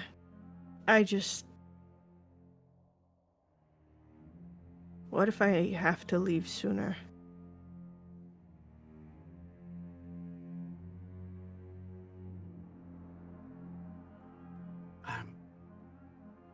Like, as soon as the tournament ends, or? I don't know.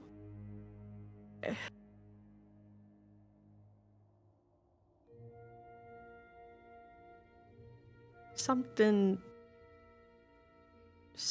noticed, and I don't know if that means something's gonna show up, or if...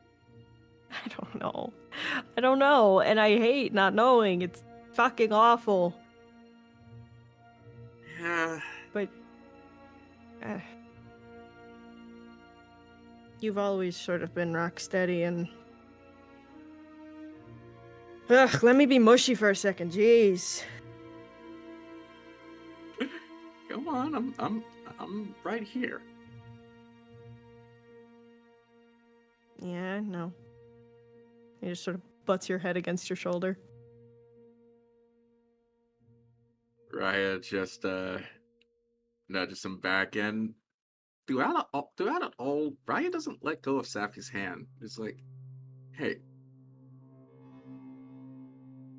Yeah. you are the...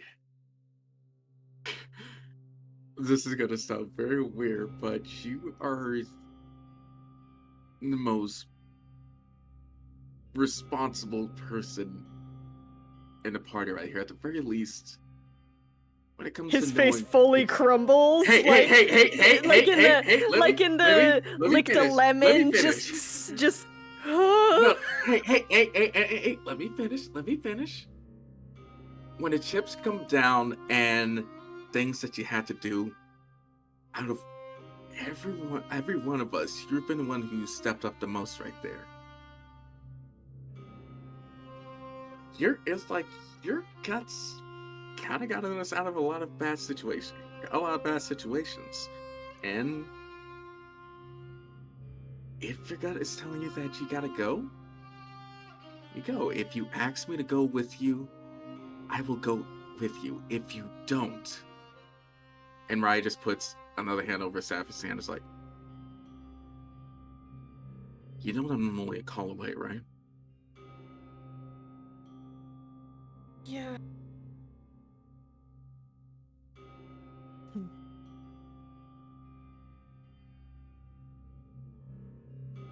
Maybe when we're done with this maze, we got the little earrings and stuff, but those only work for like shorter distances. Pretty sure. But I'm pretty sure we could like find a ascending stone or something like that. yeah. This is big town, but just... there's at least one thing that you don't have to worry about. Oh yeah? I've only known you for a short time, but I don't think I'll ever be able to forget you.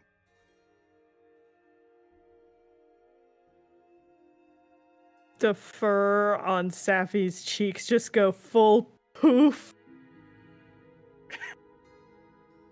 And he just stares up at you with like a little bit of a pout and big old eyes and just is like, quit saying corny shit like that, man. Is it... Hey, you know my track record with my memory right here, okay? Yes, I do. Everything, I would say that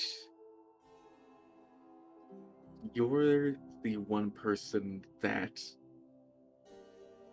it took me the shortest time to remember everything about. Don't know what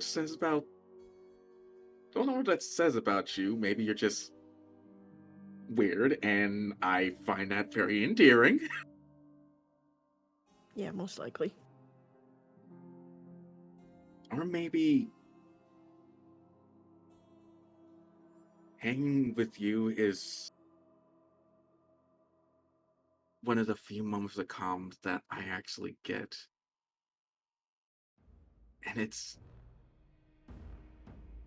so weird. This life's just like I'm just on the ocean. Sometimes it's good, sometimes it's choppy water, sometimes I'm going through a storm, but it always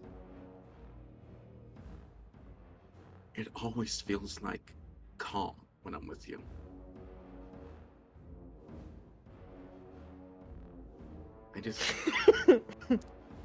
I would absolutely love for Raya to make an insight check right now. Okay! I would absolutely love. He's gonna make an insight check! He's gonna... Okay. He-ho, here I go, rolling!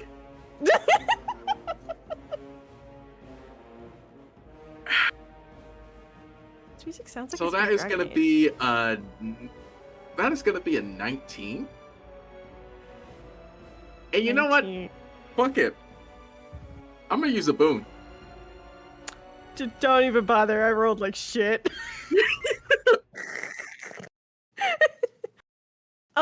You were just looking at Safi. And I mean, you know what it looks like when he is absolutely flustered. And he is full fidgeting and is very much trying to hold your gaze, but it is very difficult because he is very flustered.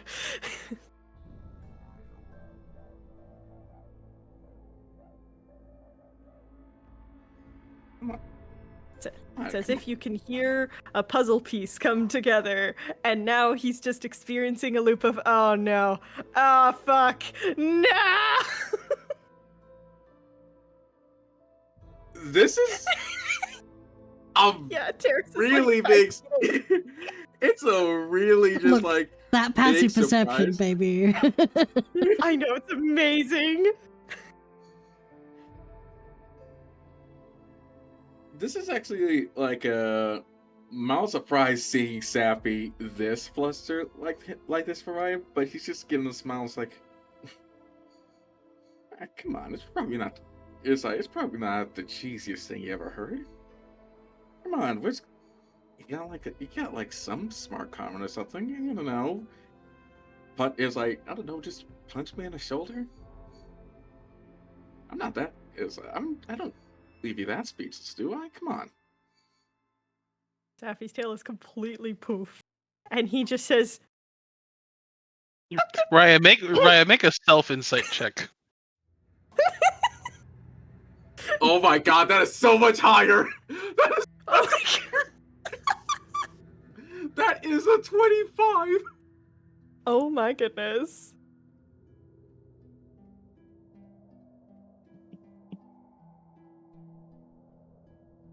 Raya, they're in many different ways, like kind of bits and pieces of Saffron being your friend and supporting you through all different ways, shapes, and sorts. But Saffron's been your friend through thick and through thin, and for all sorts of different reasons. And you wonder, how much have I missed in by my other relationships?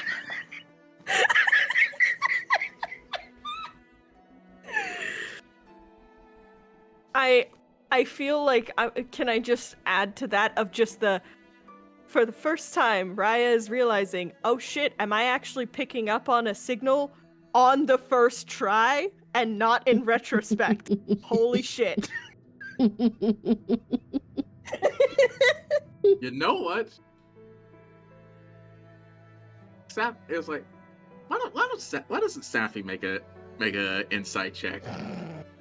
We're just, Yes. it's just two furries staring at each other, and Terex is up in the corner being like, oh my god, it's finally Yeah. happening. No, a terrace is literally sitting there, just kind of hand on Allegan with a knowing smile, not saying shit because she doesn't want to ruin the moment.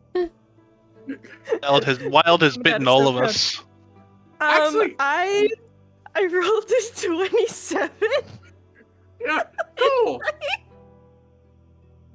That's actually perfect right there. You see Now I'm rolling just well. a bit of that realization start to dawn on Raya right there, but it's not like the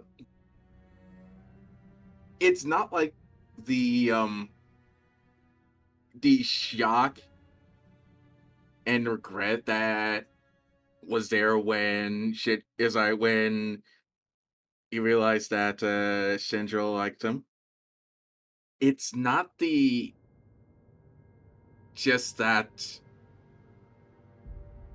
optimistic, holy shit, is this real type of realization when you spelled out that his longest friend actually was throwing so many hits at him and he didn't realize that he actually did have a shot.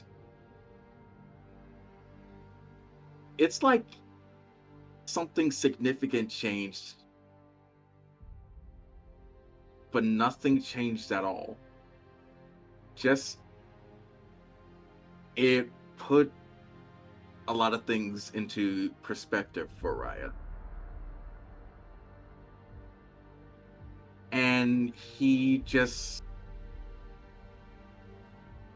gives Safi just this small smile. He doesn't try to say anything or do anything that would make it a little bit more awkward. It's just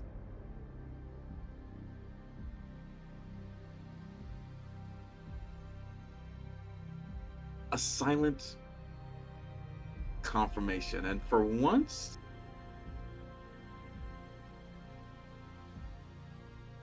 the subtlety actually hits with him, with Safi.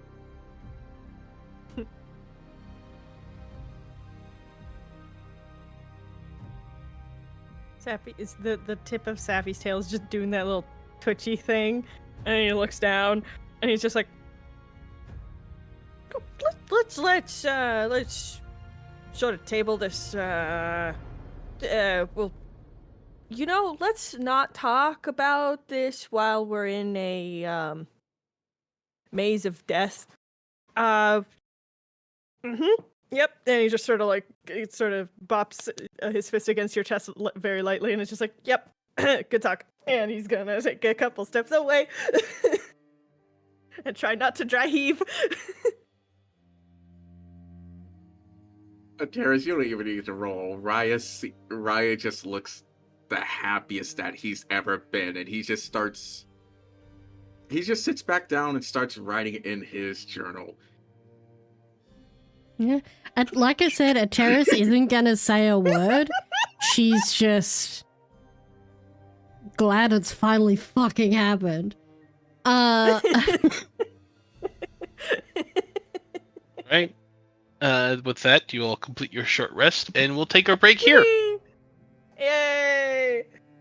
Dear Diary, We'll see you all back in a couple today, minutes. I finally flirted with the cat.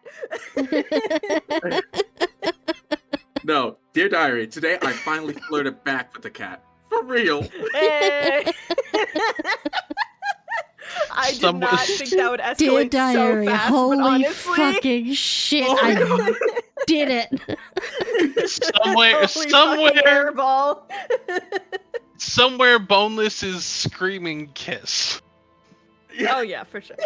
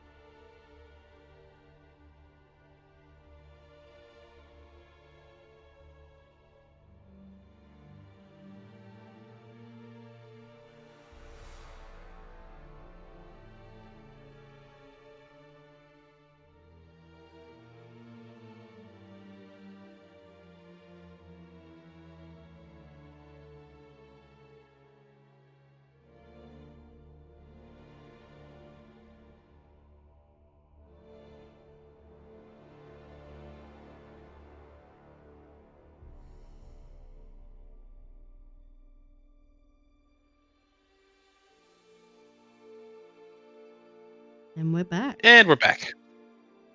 What's good? Welcome back, everybody. Certainly nothing at all was left with angst and cries of screaming of "gay" in the background. Oh my No, god! no, Not at all. Yay! Yes, welcome back, everybody. Thank you for joining us on this episode of Anime Went Out Roving.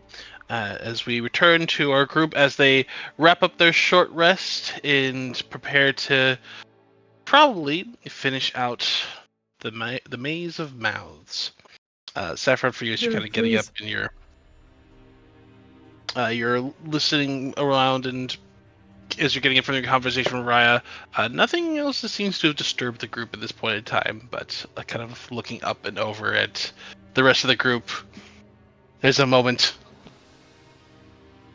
Ateris is grinning at you.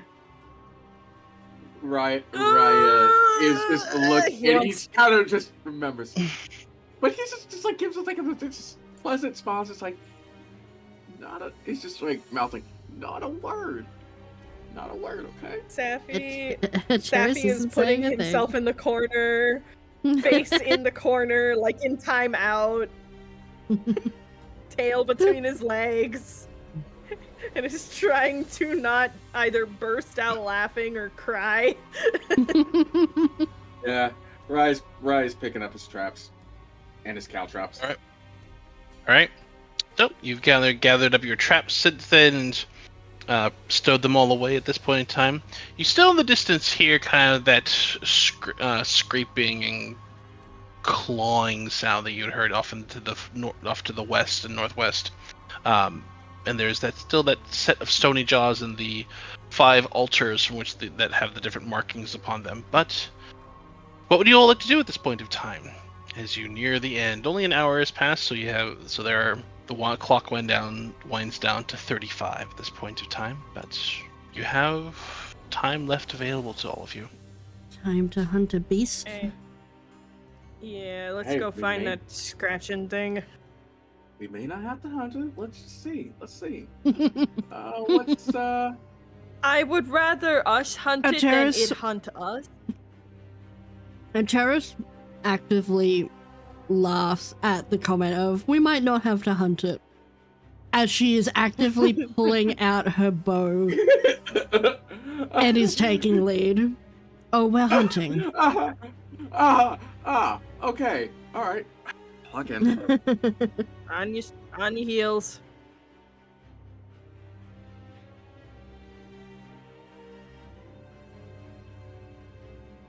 All Alright.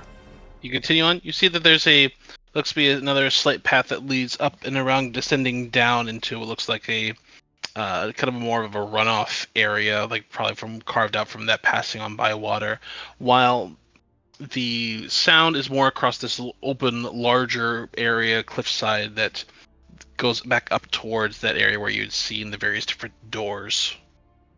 Ateris will make it her way that way then. Okay. Make my way.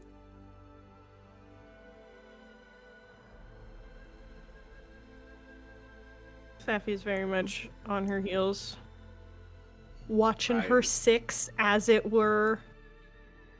Raya's beans. All right. Like. Can I have everyone go ahead and make a stealth check for me, please? Yeah. Can I also Wow. do a perception check? Ateris is looking for any Nice. signs of activity. Sure. Oh my god, this 21 stealth for was so stealth. much better. I rolled. This is the lowest I rolled for stealth. I got a 15. Damn, that's low. I got a 22. Yes, that's low. 21 for Safi stealth. Shall I roll for Elegant, or would somebody else like to roll for Elegant's fate? You know what? I'm going to roll for Allegan. Do it. I'm going to. You know what? Where is my Xander dice? All right. Here we go. Wow. Okay. Fuck you, Allegan. All right. He got a 7. I rolled a 17. So Algan has a 19. Algan is quieter than Damn. Raya. Raya's still reeling? Raya's on is has the debuff happy gay. Look, Very fair. you just can't dull down that gay pride right there. Mm-hmm. Happy He has pride. his pan full out on display. My perception was a 26. 26. As you're kind of casting around and seeing how you will be able to kind of see, actually kind of moving around vaguely up on the different ceiling, very kind of almost imperceptible at times, but looks to be kind of like occasional eye popping open before closing again. And you would recognize the telltale signs of piercers.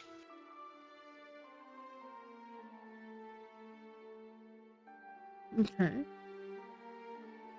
Which She like will kind of like quietly marking relay alongside, marking along the kind of the top side of this kind of sandy pit.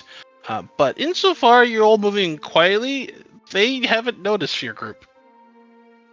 Yeah, she will quietly relay to watch out for the pincers, for the piercers.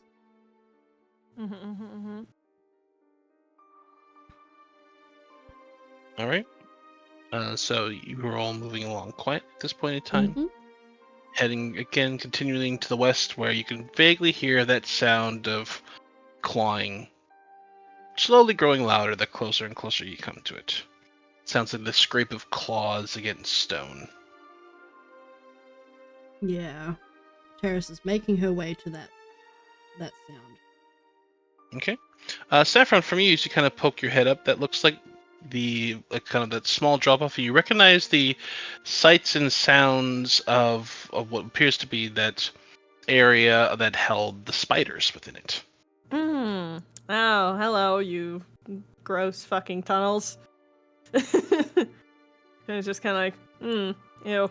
Anyways, moving along.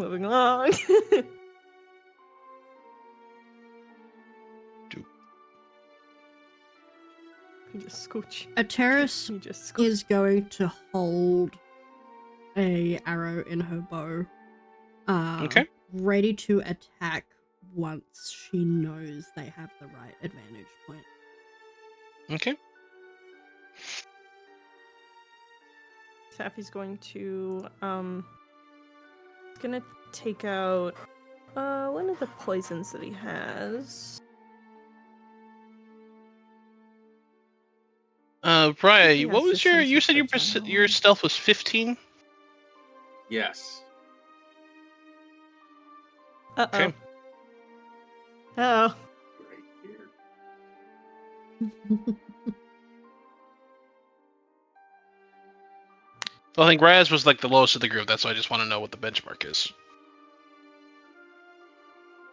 Alright, are we getting closer or further away from the scraping? Closer. It does not appear to be to the north with you. It still sounds like it's coming from the west. Okay.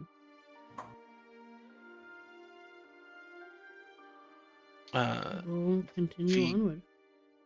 Right. The clawing sound grows louder. Much louder. And vibrations suddenly start in the floor next to nearby you, a terrace at this point in time, and you see pebbles fall off the rock wall and a crack spread. She will step a little away from the wall, get a vantage point. Okay. And aim her As bow. you step away from the wall, you see just pulling its way and just claws ripping out through heavy stone, almost as if it's not like butter, but just with the heavy strength and chitinous claws just ripping the stone down and apart. You see pulling its way through probably a freshly carved tunnel, an enormous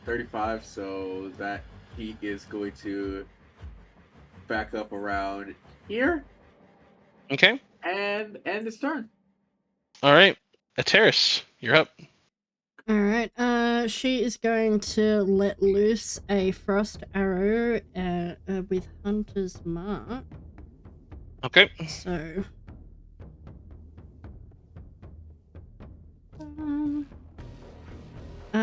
that is a 21 to hit. 21 will hit.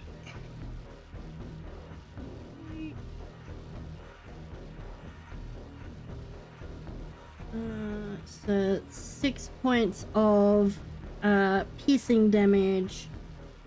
Okay.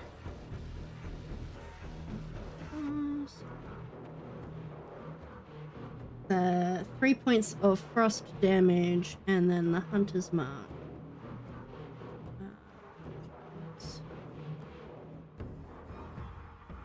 4 points of force damage on top of that. All right, 13. Ouch.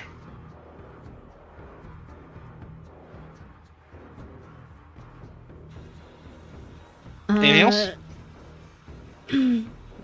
I get 2 attacks per action, so she's going to do that again. Okay. So that is going to be an 18 to hit. 18 will hit. Just barely. Okay. 8 points of piercing. 6 points of frost damage, and another 3 points of force. It does not look good. It really does not. She's also then going to send Tannerel in. Okay. Okay, buddy. Fiery leap with a bite. Okay. So.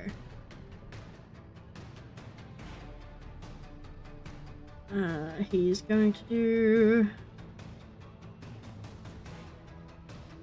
so they take... Well, does the hit? Natural to attack first. 16. 16 misses. Okay. So the jaws kind of clamp off and is able to throw Tannerel off to the side. Okie dokie. Yeah. He's gonna bite again. If he's using the fire leap is like its full action at that point in time. Okay. Because no it's the whole. That is okay. Then that's his turn. All right. We'll pop him right here. Saffron, you're up. Okie dokie. I'm gonna do my 2 hits, and I am Alright. going to make one of them hands of harm. All right. Let's go. Well, are you making the first or the second one? Let's make it the first one, Okay. and then we'll see if it's still. We'll see. Sure thing. Alright, first. Oh yeah, 28 to hit. That hits. How do you want to do this? Oh, damn. Oh my god! Okay. It had 2 hit points left. That is hilarious. Wow. That is actually. I That is mean, damn. yeah. You took up 3/4 of its health in one strike. That's hot. That's hot. I think Safi goes for the eyes.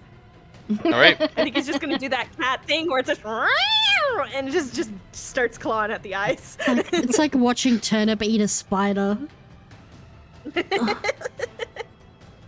For you, Saffron, as you kind of like lunge forward, and you can see these multifaceted eyes begin to sparkle and glow, and an all too familiar feeling of being lost to the depths comes to you. You will recognize that it instinctively just lash and claw out, and the gem-like facets just shatter and chip away in your hands as the claw slams across its face and down into the skull, and pop off the top of it with a wrench, and it just falls forward with a heavy thud.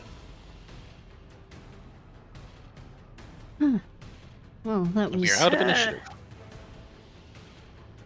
quick. Unlatch my claws. I just shake my hands off because they're covered in eye goo, and it's just, ew. They have bug on me, and I just step off of it. Tenral's like licking it off you. Hey. Oh, Tanrel, no, that'll give you a stomach ache. No. Ryan's gonna just presto the gunk off of Sappy's hands. Thank you. That was getting very sticky. I was so looking forward to using this.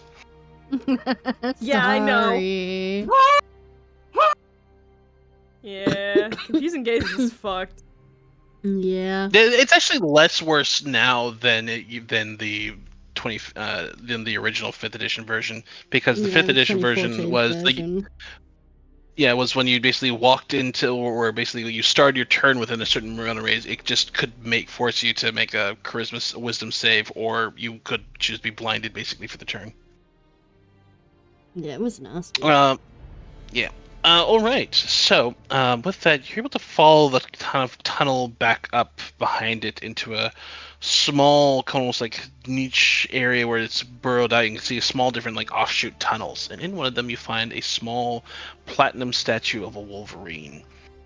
You would also find within one of those small offshoot tunnels, looks to be the partially eaten remnants of a number of different skeletalized miners, and one of them does have a satchel with them.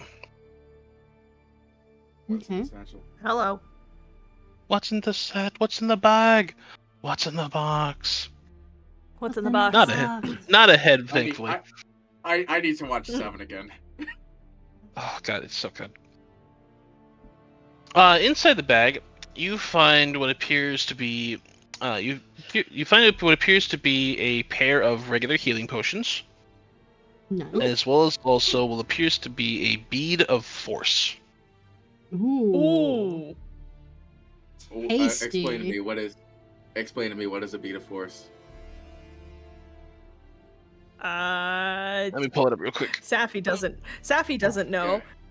Allergan would immediately recognize it. Yeah, so just turns to Allergan. Hey, Doc, what is this? What is it? Jingle. Magic item. It's a small black sphere. That measures about an inch in diameter and weighs about an ounce. You can use an action to throw it up to 60 feet. It explodes on impact and is destroyed. Each creature within a 10-foot radius of where the bead landed must succeed on a dexterity saving throw or take 5d4 force damage. A sphere transparent force then encloses the area for 1 minute. Any creature that failed to save and is completely within the area is entrapped inside the sphere. Creatures that succeed on the save or partially within this area are pushed away from the center of the sphere until they are no longer inside it.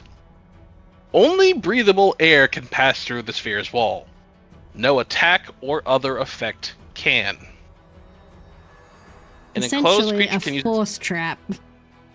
Yeah. An enclosed creature can use its action to push against the sphere's wall, moving the sphere up to half the creature's walking speed. It's a force hamster ball.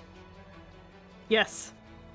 It's great. Okay. You just have to say fucking hamster ball. Okay, fine.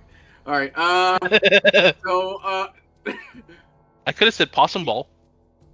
Shut up. It's a hamster ball that hurts you. Yeah, at least it's just one bead. Anyway, you throw it, right? Yeah. So, okay, so honestly, explosion-y thing, it does sort of seem up your alley. Mm-hmm. Plus, considering how many... Yeah, listen, I have not been doing as many explosives as I could be doing right now, and I think I really need y'all to appreciate that. Oh, I appreciate it so much. Thank you for not causing a cave-in and killing all of us. I very much appreciate it. We greatly admire your restraint, Raya. Thank you both. He looks at a terrace. Frankly, I'm disappointed that there's not more explosions. Okay, you know what? Everybody's a critic. I'm going. A terrorist will grin. All right. So, wait, does this thing have a statue? No, are we? Oh no, we do already. we still have we- another? Yeah. Like We got the statue. It was behind. I gave you the exposition bit of it. So Oh yeah, there was, yeah. Okay, sorry. yeah, there was a platinum lost in statue it. down one of the tunnels. Perfect. So that's all fine. Great. That's all. That's all of them, right? All I'm saying is that their choice in creatures representing each of these things is poorly made. I mean, surely they've got a powerful wizard. Surely they could have created a giant fucking furry creature rather than a bug. I don't. Okay. Yeah. I have a lot of questions about how this whole thing is sort of run and why it's run and how it's run and when it's run and I think. Well, there's a lot of things. there's also the fact that these miners. I'm not entirely sure if this happened way before the start of the tournament or just around. The impression I'm getting I don't is know. that this has been going on for some time. I mean, Alright. yeah. The symbols of Can we- Tiamat and Oh, it's a very. How many the stuff I've learned. heads? How many Five. heads does that? Like the amount of statues? Five.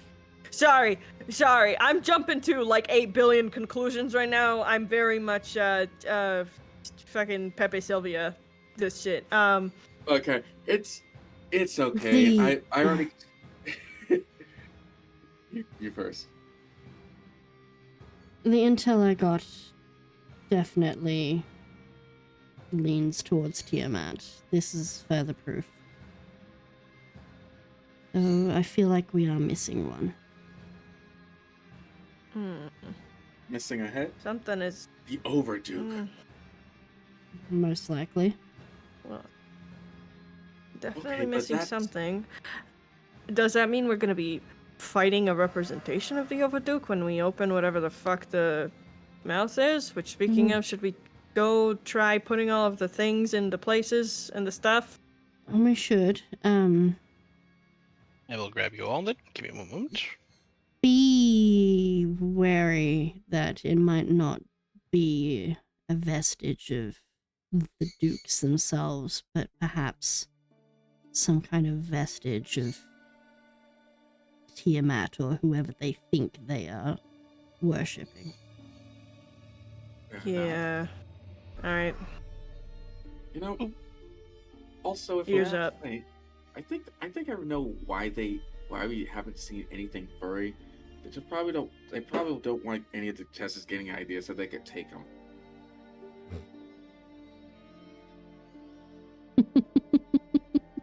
In a fight, right?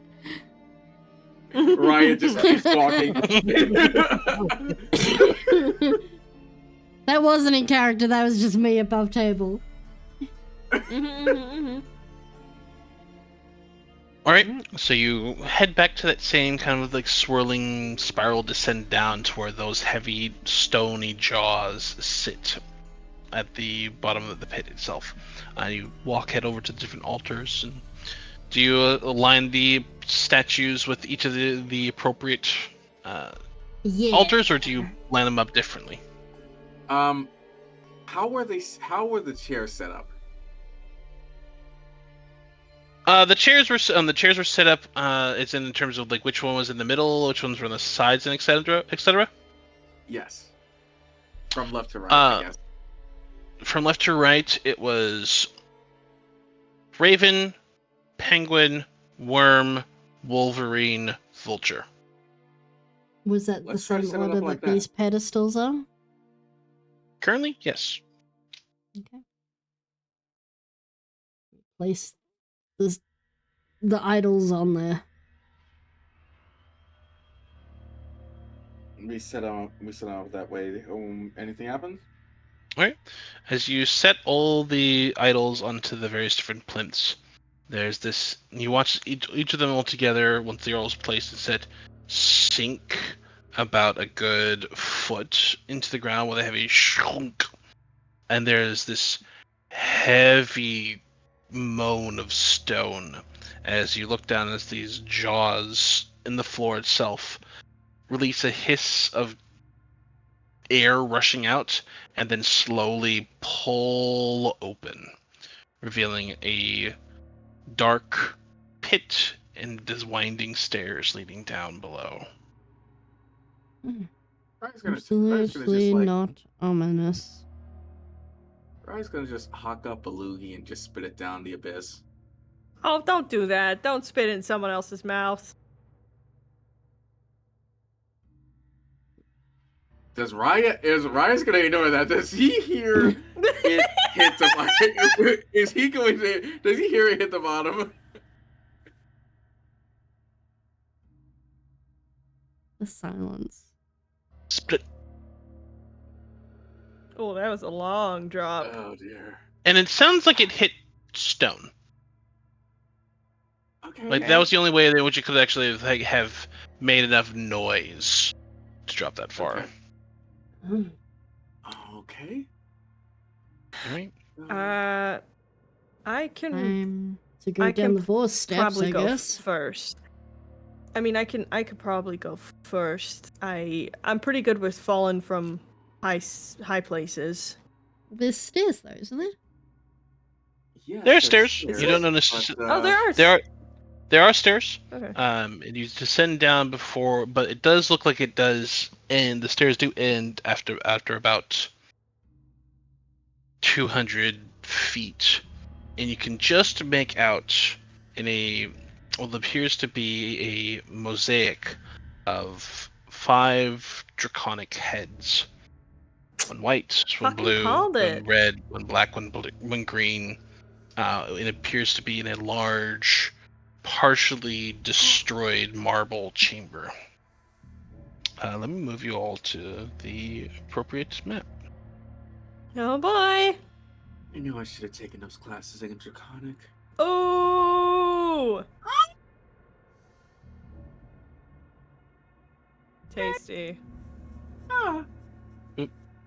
You do have to kind of dropping down the last 30 feet or so, but you're all well versed enough in that in order to make that safely with no if there's nothing harassing all of you at this point in time. You could see looking around what appears to be this almost large circular chamber that probably at one point in time was grand and opulent. You could see places where there's the fine mosaic tiling against the walls, and looking down to the floor, you can see this sigil, the 5 heads of the dragon and Tiamat rising up from a circle representing the abyss. 6 pillars around the edges of the area itself, and you can see different tunnels that look as if they've been broken through the wall with some trails of blood leading off into the various different winding corridors. And in the distance, vague distance, you can all hear an erupting cheer. Very Oh. far away. Is our audience? Our audience is sudden- excited. Of course. Ground shakes and shudders and shifts. Oh boy. Be on our guard. Something is coming. We are Nice. the latest sacrifice, it seems. No. Most likely. Well, better make sure they choke on it. Ryan's just getting the sword out. Indeed. Safi is going to prep one of the poisons he has to dip his claws in. Alrighty. Paris is doing the same. Okay, dipping the claws in, prepping arrows. The grinding gets louder. Heavy shift and movement. You can hear the shaking and shuddering of stone. All of you can make perception checks, please. Oh, that danced? No. That No. is that is 19. 9. 28. Nine, Got a nat 28 20 on that Noggin. one. Nice. Terrace, you would be able to call this out as the shaking and rumbling grows more intense and louder. And you're able to shout out, "It's coming from the roof." And as you all look up, like by the side of the tunnel, which you just descended down, coming slamming out from one of the nearby passages along the side of this enormous hole from which you descended down from, covered in glinting purple plates, an enormous maw rippling out at this point of time. You would all see a huge purple worm roaring as it descends down on the group. O or Y? Worm. Worm. Marcus. This worm's been brought to you by the letter O. Marcus. Worm. And I need everyone to go ahead and roll initiative. Ah! The deck! Oh, thank God. Thank fucking God. Ah, fucking hell! Terrace, I would say you would immediately recognize this is not a full-grown purple worm, but you know that they are dangerous nonetheless. It's only young. Avoid Elegant. How about you?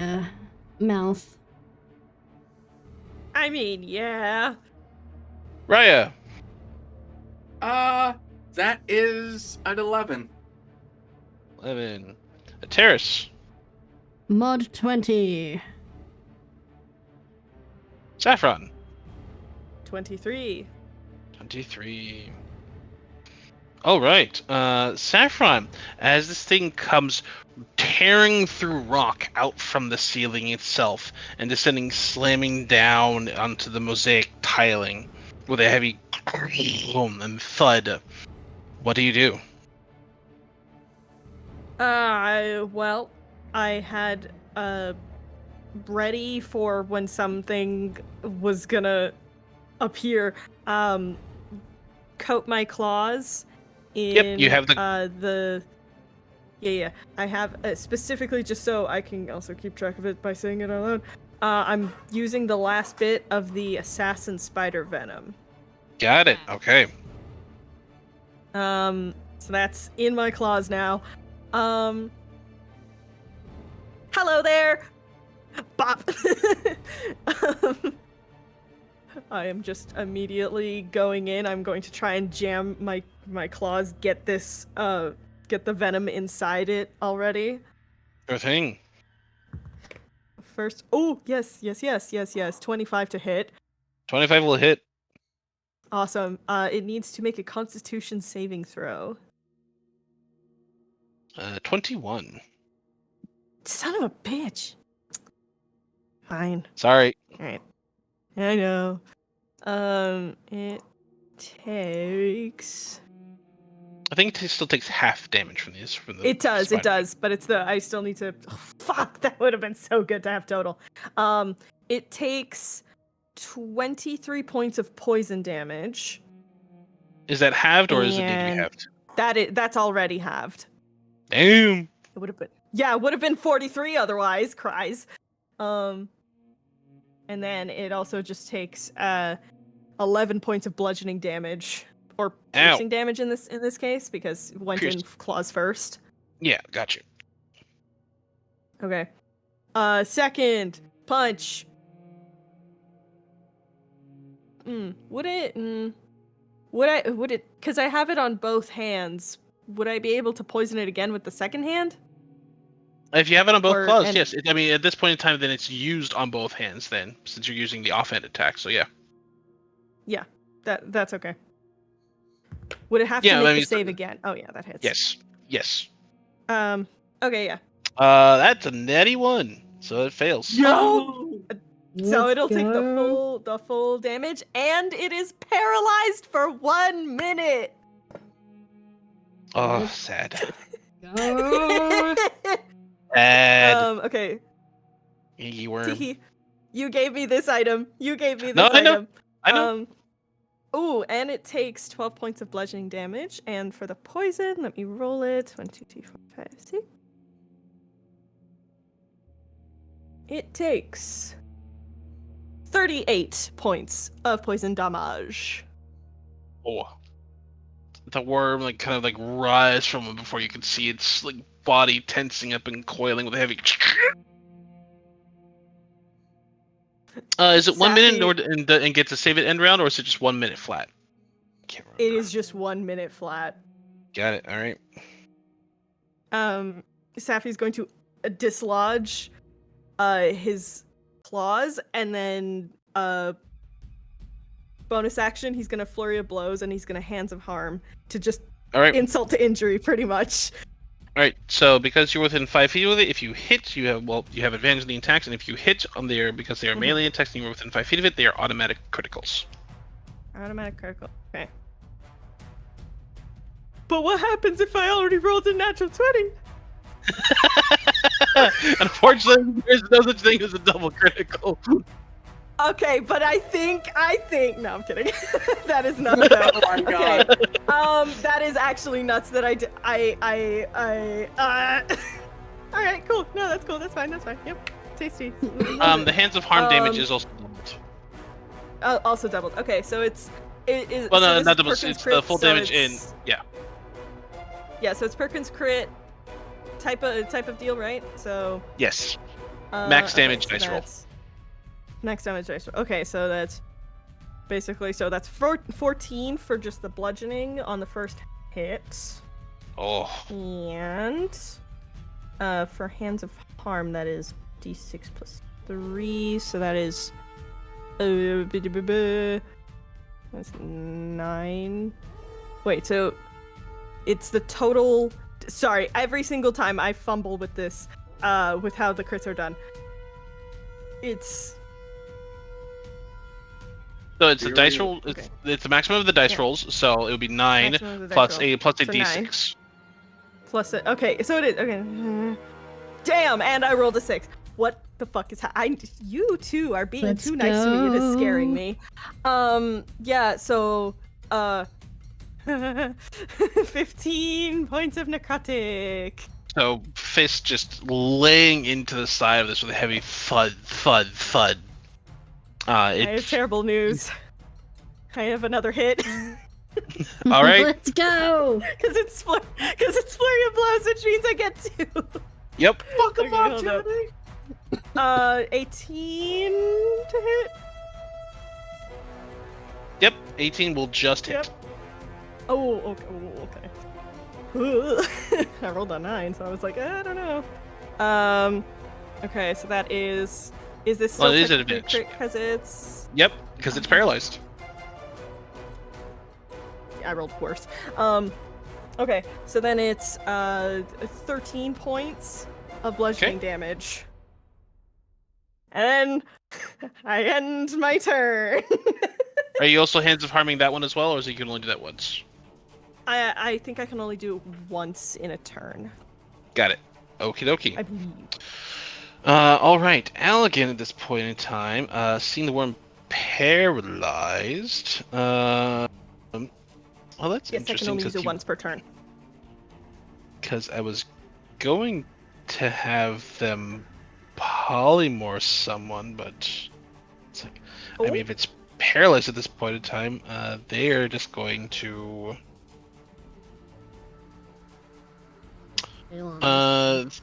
They're going to cast because they're within enough range.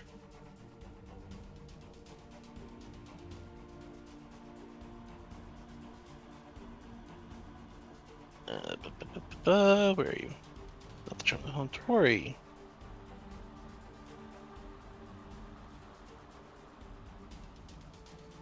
Binder. Yep, because Raya's within 30 feet as well. They are going to cast Haste, and using the V-Tape binder, they are going to tether Ateris and Raya. So the two of you have Haste. Let's go. Hell yeah. Kind of, you could see the tattoo on their arm, almost like the shadows almost like kind of pull up and out of it, and these small, like, kind of eyes, like, both almost seem to then, as the spell is being crafted, split and look each towards Ateris and Raya, and you both feel this sudden swelling of energy and vitality rush through the two of you, and you're both hasted. Hell yeah. Fuck yes. Actually, this is an interesting question. Can I? Raya now has rabies. Hold on, I'm checking one other thing. Oh, fuck.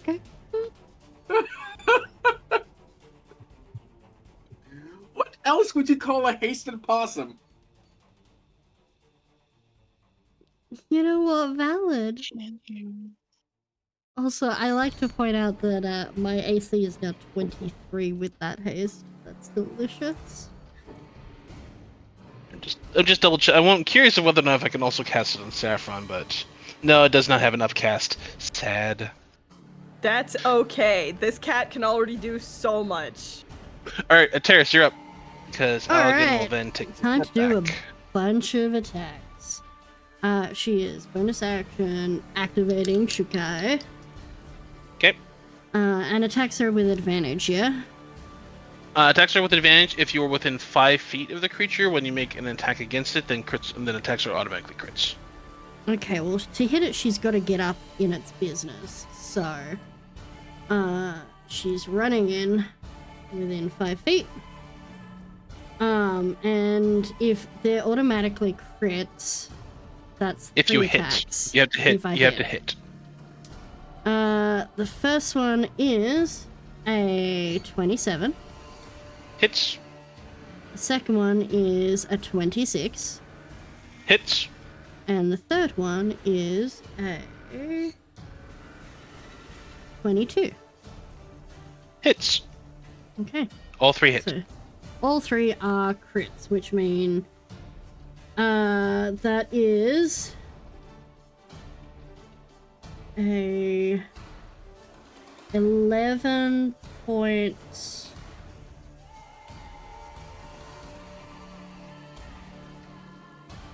$10 points of slashing, 12 points of fire to each hit. The 30 and 36, so 66. Got it. Yeah.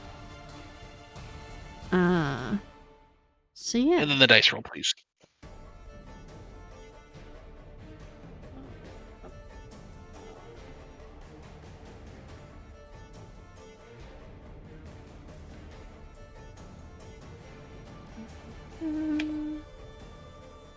Okay, so that is a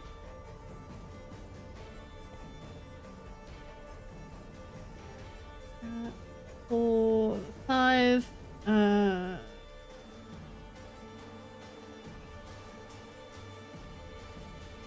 11,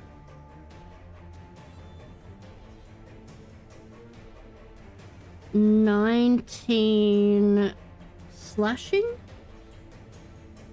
And Okay. does the So, fire do extra damage as well? No, the fire. I mean, the fire is yeah, because it's a crit, so it's normal. It's the normal dice roll. So. Okay. Yeah. 85. 7, 15,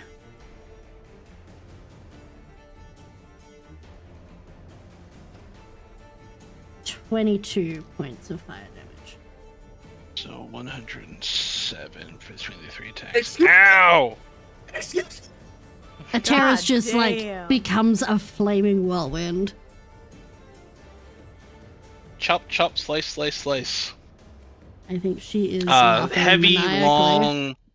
Heavy, long scoring slash marks are brought alongside of this purple worm. You can see the blood is like shaking and quivering with agony and pain at this point in time, but currently it can't do anything in order to stop it. So, all right, are you having Tanneril do anything? Yeah, for the fuck of it, let's just have him come in and do some bite attacks. Okay. He's gonna take 2 bites against this thing. Okay. Get the worm, buddy. So the first one is a 19. 19 hits. Okay, and the second one is a 21. 21 will hit. 21. 21. Okay, so that is D6 plus 7. Hit. So 13.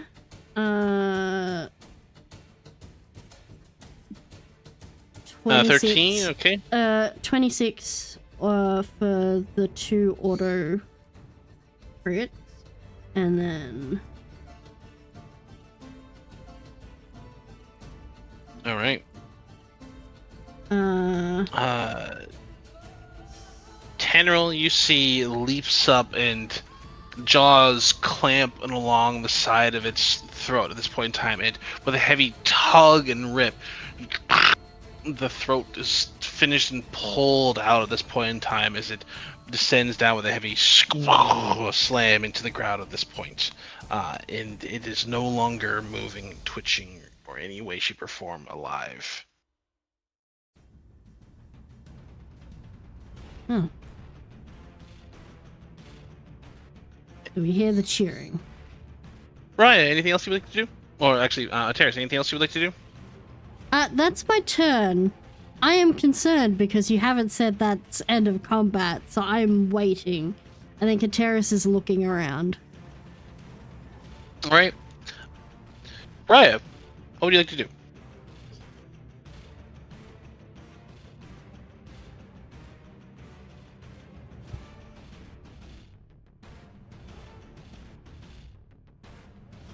That's right, muted. D? Ah, damn it. I was muted. He's just gonna. He's a bit. He's a bit like disappointed that he wasn't able to get the last hit in or a hit in at all, but he's excited, and then he realizes that happened a bit too easy. Mm-hmm. Can I roll perception? Yes. I would say you can use your hasted action for that. Yippee! Okay. What does a 24 get me? 24. There are 2 more vibrations rapidly approaching. Am I able to figure out where one of them is coming from? One of them, I'd say with the 24, you can tell is coming from here. Another one is coming from here. One coming from the ground and the other coming from the ceiling.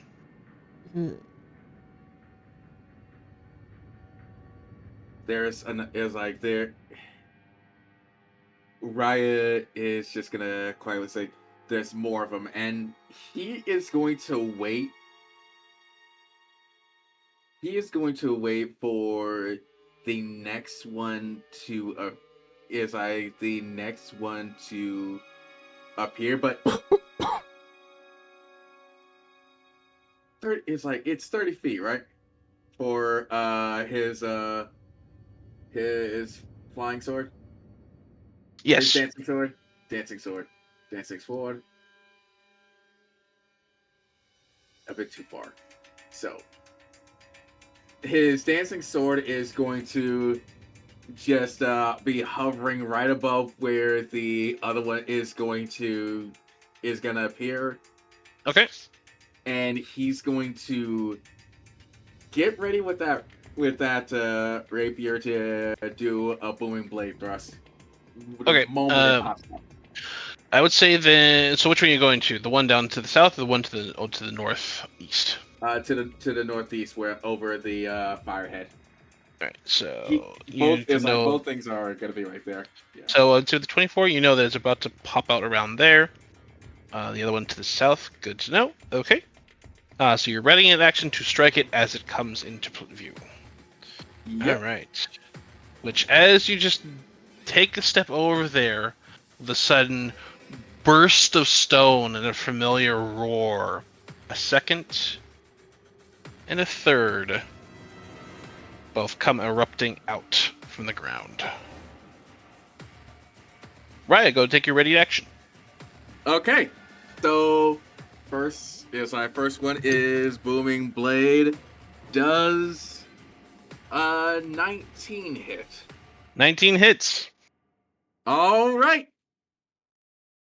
Hee-ho is like, hee-ho, here I go. Sneak attacking again. Why do my D8s always hide from me? I will say these ones do not look they look slightly smaller than the first one. The first one definitely was like on the verge of becoming a full-grown purple worm. These ones look very much so like young adults. Oh, okay, all right. So I'm just gonna be so this is just gonna be nothing but a late-term filicide. All right. So that late-term abortion. Yeah. Wow. Thank you, Fox. Thank you for saying it with your chest. I got you. All right, bestie. So that is going to be 8 is like that is going to be 8 piercing damage. Okay. That is going to be, what is that? 4 thunder damage from it. Okay. 10 sneak attack damage. Okay. And I would say that it is moving, so you can go ahead and roll your thunder attack damage now. The additional 2d8 thunder damage, because it does have to move to continue to get in range. Fair enough. 8. I know math. 13 thunder damage. And all right. Ow. What? Forgot. Dancing short sword. Just. That is 7 piercing damage. What was the roll to hit? Oh, fuck. Right. You're right. That is gonna be. No, that is 15 to hit. It's not gonna hit. No, that will not hit. It glances off the heavy side of its armor. All right. So, yeah. By the way, 15 for these ones would just miss. Eesh. So it is going to make a tail stinger attack against you, since with a heavy, which is a 29 to hit. Yeah, almost a crit. So you take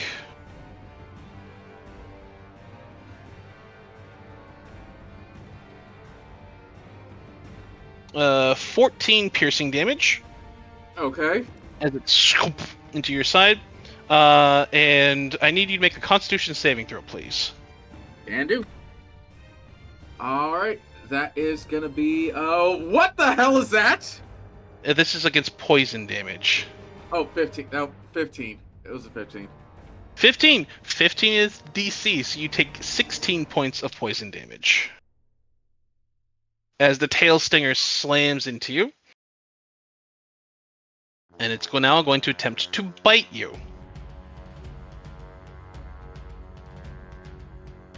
With a 27 to hit. So with heavy. So you take 17 piercing. Okay. And I need you to make a dexterity saving throw, or be swallowed. Oh. I feel like this feels like deja vu to me. It really does. Raya, why do you keep getting bored? No, this isn't even right. This isn't even on Raya right there. This is Xander. This is a. Alright. He is a war magnet. Oh, don't say that. Since I do have advantage on that, okay, so that was 25 dexterity. All right. It's able to bite you, but it's only a glancing blow. You are not swallowed through as it kind of like clamps down to the arm as it moves past. It will then continue on in this direction to there. This one here, 1, 2, 3, 4, 5, 6, goes to a terrace. And it's going to take a tail attack at Terrace with an 11 to hit, so that misses. Does not hit. And it's going to make a bite attack against you for a 23 to hit. Just hits. All right, so you take 11 piercing, and I need a dexterity saving throw, please.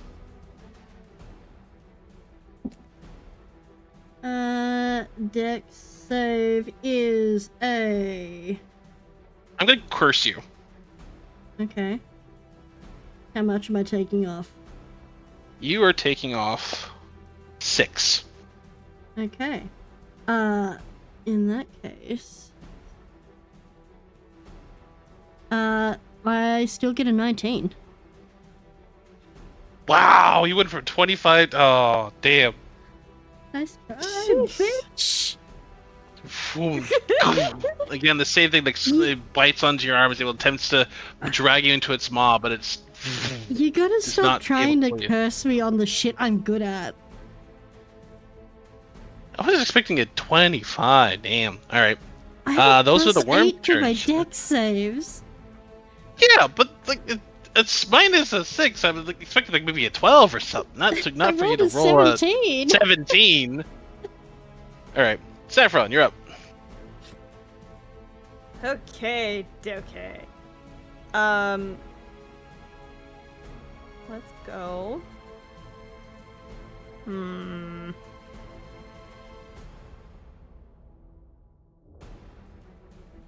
Gonna go up to this one. Okay. Just sort of slide through. And just be like, yeah, Terrace has got that one. I'm gonna pop. Okay.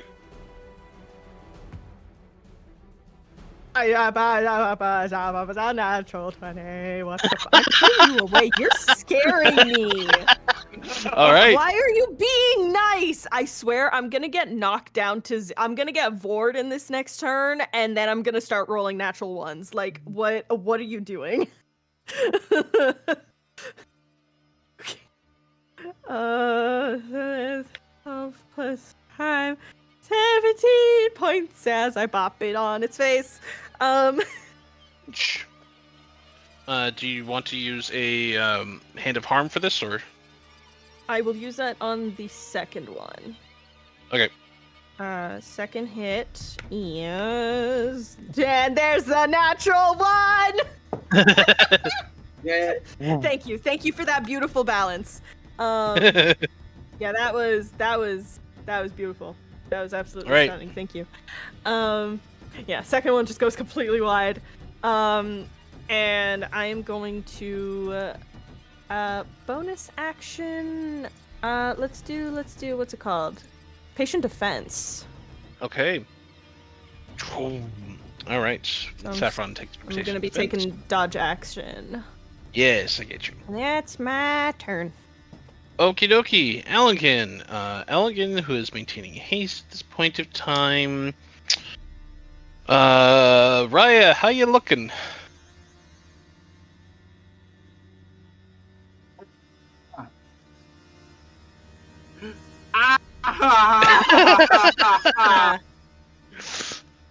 Good to know.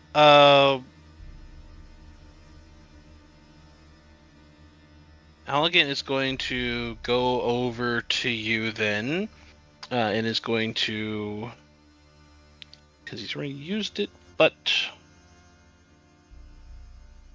where are you? Inventory, Tabori. Alright, so he's already used it, so we need to make a...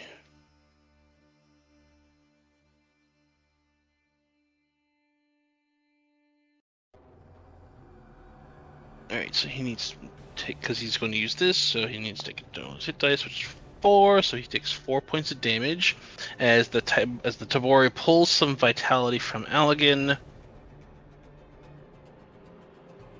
Which for him maintains concentration on a spell, and he's going to go to Raya, go to there, and he is going to lay his arm upon you and cast Cure Wounds at 3rd level.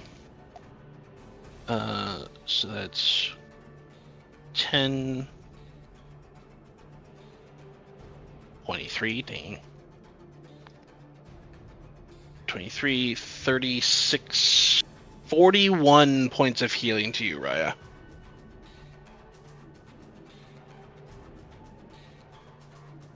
Alright, let's see.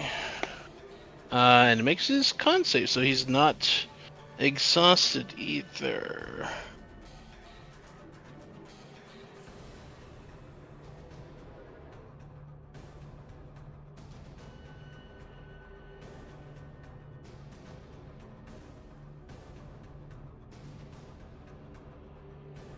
Okay, so yeah, so Raya, you heal for 41.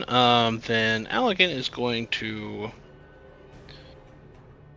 step back and is going to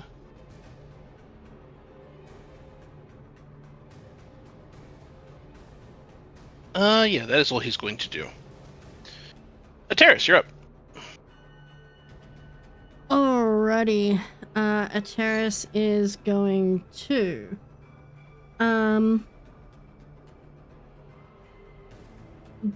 she's still hasted, yeah? Still haste. Allegan made his Constitution saving throw to maintain haste. Sweet. She's going to Ooh. use one of her turns. No, she can't actually. Would dipping the stuff in be a bonus action? As in, dipping like one repoisoning your blade? Yeah. No, it is an action to actively poison your weapons. Okay, we're not going to do that then. We are just going to do a bunch of attacks I would say you could use on this small you can use your hasted action, because a hasted action allows you to use an object. So I'd say you can use your hasted action to recoat your weapons. If that's the case, then no, I'm not. I'm going to save this for the big bad. I'm going to do a bunch of attacks on this worm. Okay. Armor class is 16. Easy as. First attack is a 17. Hits. Second attack is a 16. Also hits. Third attack is a nat 20. Alright. Nice. Okay. So. Are you also using your bonus action as well? Yes, I am. I was about to say that. So then you have your fourth attack then. That is a 17. Also hits. So 3 hits and 1 crit. Okay. So for the crit, it is 10 points of slashing damage and 12 points of fire damage.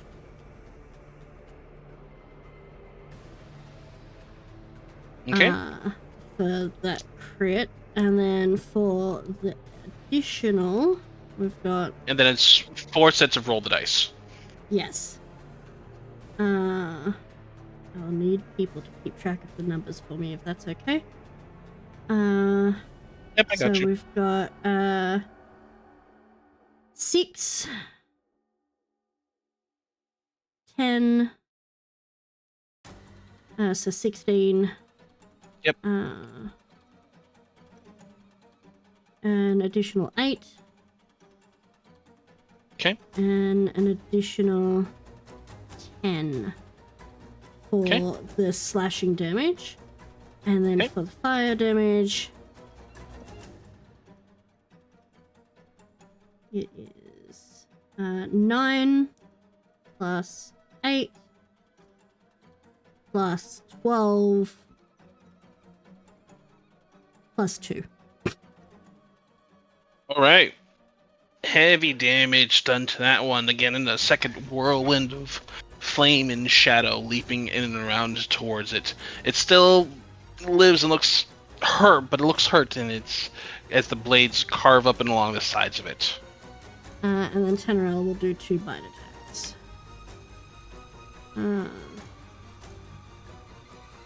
So that is a 21 for the first one. It's And a 15 for the second one. second one will miss. So the bite that hits is going to be a 10 points of bite damage. All right. Oof, it does not look great. All right, Raya, you're up. Pissed. Raya's fucking pissed. Ursa, remind me, if I do Booming Blade, I can't use my hasted actions to attack, right? Yeah, you can. Oh, alright. Really, keep in mind, your hasted action can be used to make a single weapon attack, to dash, or dodge, or use an object. Okay. So, with that, boom is like, we're gonna go ahead and Booming Blade that shit right there.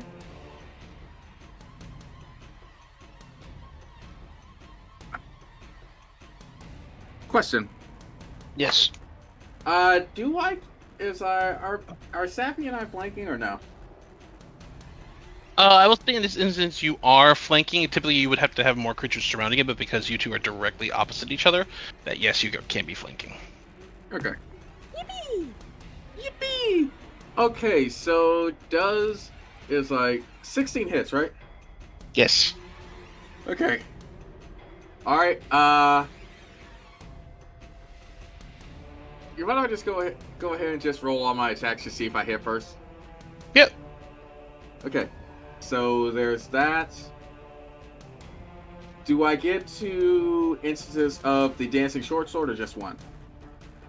Just the one short sword because because you're having it float at this point in time. Okay. So that first one was a hit. That's the Booming Blade. The actual hit, 16 on the dot. So that hits. Well, don't forget that if you are flanking, you can roll with advantage. So. Oh, I can roll advantage. Okay. That was less. So that was a 23 for the regular stab, and the Regular stab.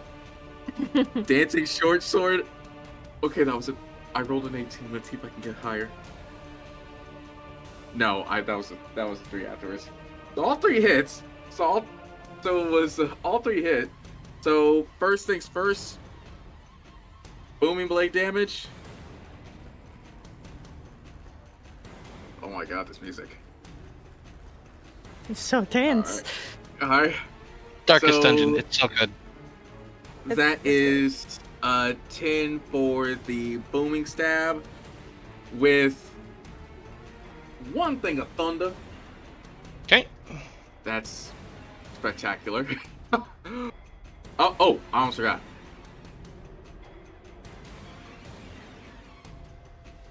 $20 sneak attack damage! Ow. Hell yeah. Alright. Okay. Regular stab. That is... Oh, that was almost max damage. So that was 11 piercing. Hey. And then the dancing sword sword. 10 for max damage. Alrighty. Yeah, both of these worms are starting to look real heavily damaged. Not fully dead, but close to it. Anything else for you, Raya? Raya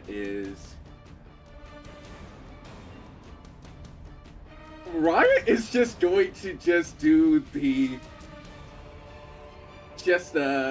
sassiest walk right in front of the worm, just daring it to try to eat him again. Alright. It is the purple worm's turn at this point in time, so this one down here will attempt a tail attack against Tannerel. Which is a 12, which misses. Good. Oh, it's twice now. Missed on the tail. And against a bite against a terrace. With a 13 to hit. Holy shit. Plus 10 is roll a 2 and a 3. God damn it. Alright, then this one is going to make a bite attack against Saffron. Chump. Oh boy. 25 to hit. That hits. So that. Oh no, excuse me. 17 because you're dodging. Yes, I am dodging. Does 17 hit you? No, it does not. Then the jaws just clamp over your head with a heavy. And the tail then is going to whip around and. It doesn't like Raya, so it's going to shift after Raya. It's not intelligent enough to know about to understand the booming blade. Here we go! Kaboom! 10 thunder damage. Oh, Nice. buddy! What? Still Like good. Still 1 good. point off dead. It is 1 point off dead. I'm so sorry. Damn. It is going to That's okay. tail stinger into Raya, which is a 19 to Sentinel. hit. All right, that will. A 19, I believe, miss you or hits you, Raya? It acts is like it's plus 8. It's 18, so that just hits me. Is that with the +2 from haste? Yes. Yes. All right. So okay, so Saffron, go and make your attack. 25 to hit. 25 will hit. How do you want to do this, Raya? You take 14 piercing damage, and I need a Constitution saving throw, please. Damn. Or are you taking 39 points of damage? Fucking hell. I Ursa. think Safi. Wait, what? Are you out? No, Ursa, I need to know. Is he close enough to the city to take advantage of Urbanite's favorite or nah? No. Well, Or does the thousands of people watching him help? I will. Did you take Entertainer's background? I'm trying to remember. No, I took a Far Traveler. Then I'm going to say, unfortunately, as a performer, technically, I would, if you had the Entertainer background where you're used to like big events like this, I would say yes. But unfortunately, in this instance, I'm going to say no. And the Urbanite is more about like the kind of the rural streets, not necessarily the caverns and caves and things like that. So unfortunately, no. Fair enough. I fail, so I'm taking 39 points. 39 points of poison damage. Are you out? On top of the 14 piercing. Hold on. So 53 total. He's out, but he's not. Alright, so the tail, you watch as the tail singer like slams into Raya, and there's this momentary thud of a heartbeat before a heavy kind of almost like water splashing on your face, Raya, and you're able to kind of your possum system kicks in, is able to just force out enough of the venom that you're still standing on your feet. Holy shit. At 1 hit point. Saffron, how would you like to kill this thing? I think straight up, he climbs on top of it, does a flip, and lands foot first onto its head and just crushes it down to the ground and just makes its jaw fucking clatter against itself. All right. As you leap up, then at the point in time, body coming crashing down, twin leg just slamming into the top of its skull with heavy crunch, pivoting into the brain and slamming the teeth jaws down to the ground. You can see the jaw bisects itself up, the teeth rising up around the side of the lower jaw, up around the upper jaw as it just slams itself down. You can hear this crunch and crack from the masonry down below. Damn. It is said. You know what this picture is, Raya? Even before you drew it, before you knew it. Damn. Oh man. It's the leg pile drive. Oh no! It's so. It's canon. Let's Incredible. go. All right. With that one lies dead at this point in time, and that's the end of the purple worm's turn. Saffron, you're up. I am going to turn to Raya, freak the fuck out, and I'm going to clock him in the shoulder, and I'm going to use Hands of Healing. Okay. So you get 7 points of healing back. Sorry, I can't do more.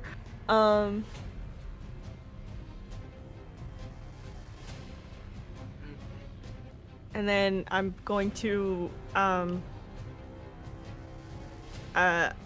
also going to hand you a healing potion that I have and be like, you drink that right now. I'll drink.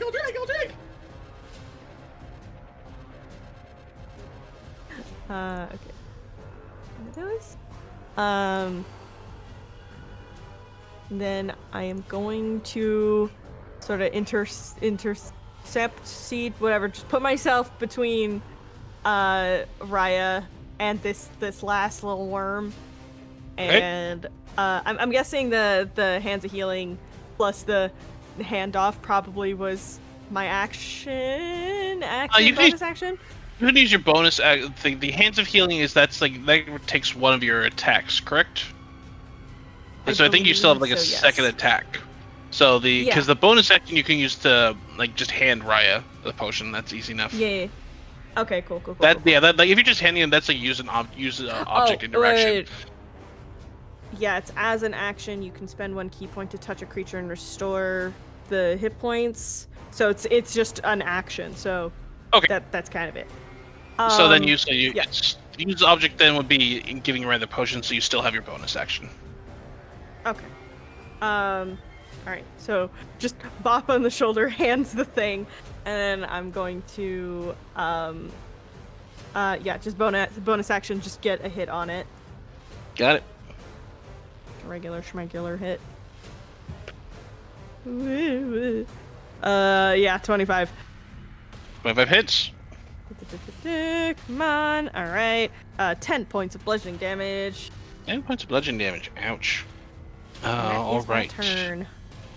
Elegant is going to weave their hands together, and an array of magical bolts comes flinging at. Does he, or is it just the wand? Oh, he has a regular one too. So he's going to cast Magic Missile at Schmecket level. Nice. For 3,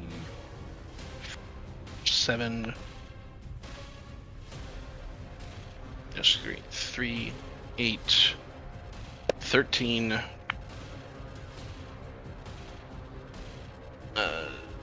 17 points of damage as this array of bolts just come flickering in and out and oh god, fucking god.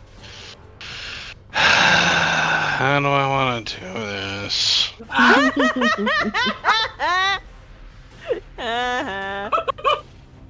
That's just how it goes sometimes. Let's go. Let's go. Good job, again. God damn it. The bolts kind of weave in and out from all of you at this point in time, and one punches each in and out, kind of like almost stitching and weaving back and forth along the carapace of the purple worm, in and out, just puncturing and sewing it up alongside, leaving almost behind this spectral trail of thread before they fade into the distance and it collapses to the ground.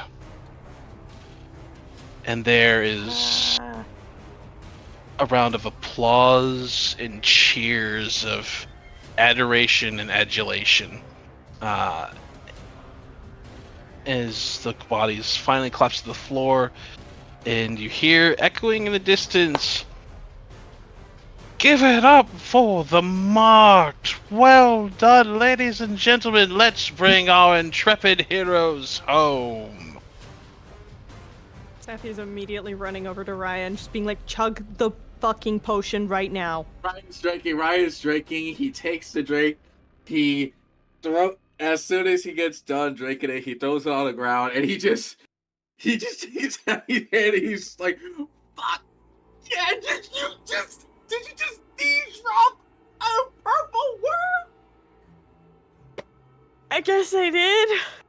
Are you okay? No, no, fuck me. That was how. What did it do to piss you off that bad? It nearly killed you! Yeah, you know what? Yeah, that would do it. Sappy just sort of shakes his head and looks at Terrace and Alec, and it's like, "You two good?" As you say this, Terrace, you and Raya are both hit by a wave of exhaustion. Oh no! Yep. Yeah. Paste. Yeah. Raya feels his legs is about to go under him. Whoa. Sappy catches him. And you'll see a small blue portal open up over here. And that would be our destination home. I guess. God, it fucking better be. All right, let's go. Whew. Hey. Do we not wish to partake some of the purple worm samples? Oh, You exit the portal now. Oh, wait. No, hold on. I can help at least with this. I will not touch the bodies. The poison is very valuable. He has a point. Plus, I want to see if we could make some weapons out of that. Sappy's head just sort of tilts back, and he just goes, fine. I will not touch the bodies to make you feel better, Saffron. Is that all right? Fine. Keep grubby little mitts to yourself. I'm gonna go help. All right, let's go. Terrace will break one of them down, probably the larger one. Elegant will stand behind the Terrace like, no, you're cutting it wrong. You're going to damage the poison set. I know what I'm doing. I'm just saying you could do it a little bit more neatly. Mansplaining to the hunt? Yeah, literally mansplaining to the hunter. This is incredible. This is just married life. It's fine.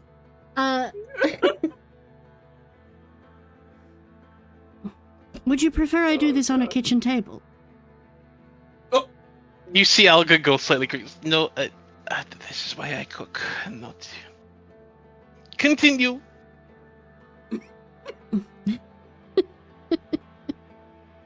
Alright, so whoever's making these checks can go ahead and make medicine checks at advantage since you're being aided. Medicine checks? Medicine checks. I got a medicine. +1. What'd you got? I got +6. Go ahead. You do it. Yeah. Alright. 21. Good, on the table, please. Or, okay, we'll go with the first one. 23. 23. Nope. Nope. 24. Sorry, it's a 24. +6. Even better. So you can definitely pry off a number of the different scales as like hide and things like that. Purple worm hide is fairly rigid. These are a little bit more supple and soft, so it would probably be better for making like studded leather or light leather. They have a nice, like, kind of almost this umber and almost like deep, more like lavender purple. Rather than kind of the darker purple that is many people would associate with kind of older purple worms. But these are a very, very pretty color, so they could certainly fetch some coin. With that though, with a 24, you can get. That's got.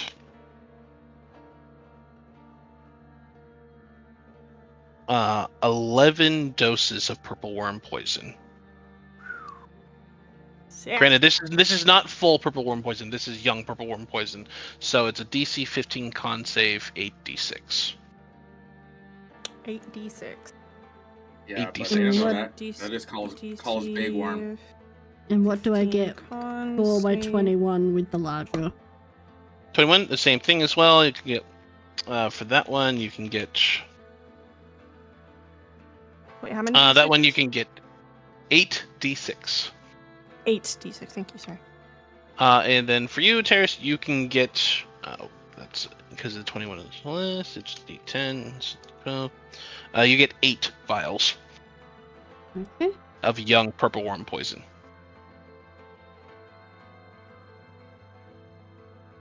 And I'm saying that this is kind of this is kind of between all three of them. That's not necessarily like for each one. Nice. So it's a con save. DC 15. DC 15. So if they save, do they still take half? Yes. Okay, cool. Thank you. Yeah, purple worm poison. It's not. There's no fancy tricks to it. It's just nasty damage. Yeah. All right. I'm going to give 5 of those to Raya. Okay. Ooh, thank you. Ooh, be And if you both also wish, I would say you can probably get about 200 pounds of usable purple worm hide out of this if you want. Yeah, Damn. throw that in the bag Yeah. of holding. I mean, they're big Hell creatures. yeah. Yes, they are. Stuff them in the corner. Ooh. We are gonna have so much shit to sell. Yeah. We can get some of you guys some new armor if you want. Yeah, good, but I kind of like this armor. We could probably get something for Doc so he's not as punchable. I mean, I don't know if you can even wear armor, but I am not objecting to the idea, but purple could be a very lovely color on me. Just saying. Okay. You know what? Understandable. We gotta make sure you gotta have that shit on. I like to have that shit on. Which at this point in time, you all, after gathering up various different materials, depart through the portal, leaving behind the maze of mouths, and exiting once more into the sands of the Colosseum to a rupturing cheers and cries of success and adoration from the crowd nearby. You are all welcomed back as victors of the next to last round and one of the only groups remaining. As you learn after a couple more hours, only a handful make it through to the final event on the morrow. You're all able to return to your campsite and take a well-deserved long rest. yeah, Cool. thank you. Cool. Here's my Yes. question: were we the first? You were not the first. Dang. Who was, Who was the the first? The first with the War Milfs. Hell yeah! You know what? Okay. I'm okay with that. I'm okay with that. At least we bit let's say it's group, okay? Yeah, the phase. You all came in. You came in third. The first group was War Mills. Second group was the Adamantine Shrikes. Then your group. Then came the last, the Rights of Egelmach. Then Theod's group, and then the final group after that was. Where are you?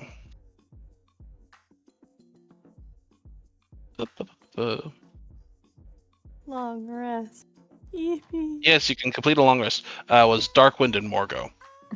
All the other groups have unfortunately fallen out. The Saffron Furies did not make it through, as kobolds did not No. necessarily. The kobolds did not necessarily. They were great, but they kind of became petrified with fear when dealing with a lot of spiders and the nasties and things at that point in time. The Sorrow Singers did Valid. not pass it through as well. The Hollowed Works did not pass through, so the only ones remaining are the War Milfs, the Bound Words, the Marked, Darkwind and Morgo, the Adamantine Shrikes, and the Performers of the Last Rites of Eigelmach. And then not a flaming shaft was in sight. The Flaming Shafts did not make it through. Pour one out for the real ones. Yeah, they should have got that looked at sooner. Oh wait, I can remove that override on my on my HP. Thank fuck. Yes. Yes, you know Yeah. that is no longer. It is no longer at that point of time. You can. Your maximum hit points are no longer reduced. Yes, that's the word. All right, everybody. Thank you very much, everyone, for joining us on this session of And We Went Out Roving. Next time will be the climactic final event of the tournament. We look forward to seeing you here, as there will certainly be an interesting event. Thank you all for joining us this time. Shittery. Fuck shittery indeed will abound. Let's go. Thank you all very much, everybody. Have a good night. Bye. Love each other. Bye. And cause some mischief. Bye-bye. Alright, gang, let's raid over to our friends over at Roll Propelled Gamers. They are playing their Chroma Dynasty game.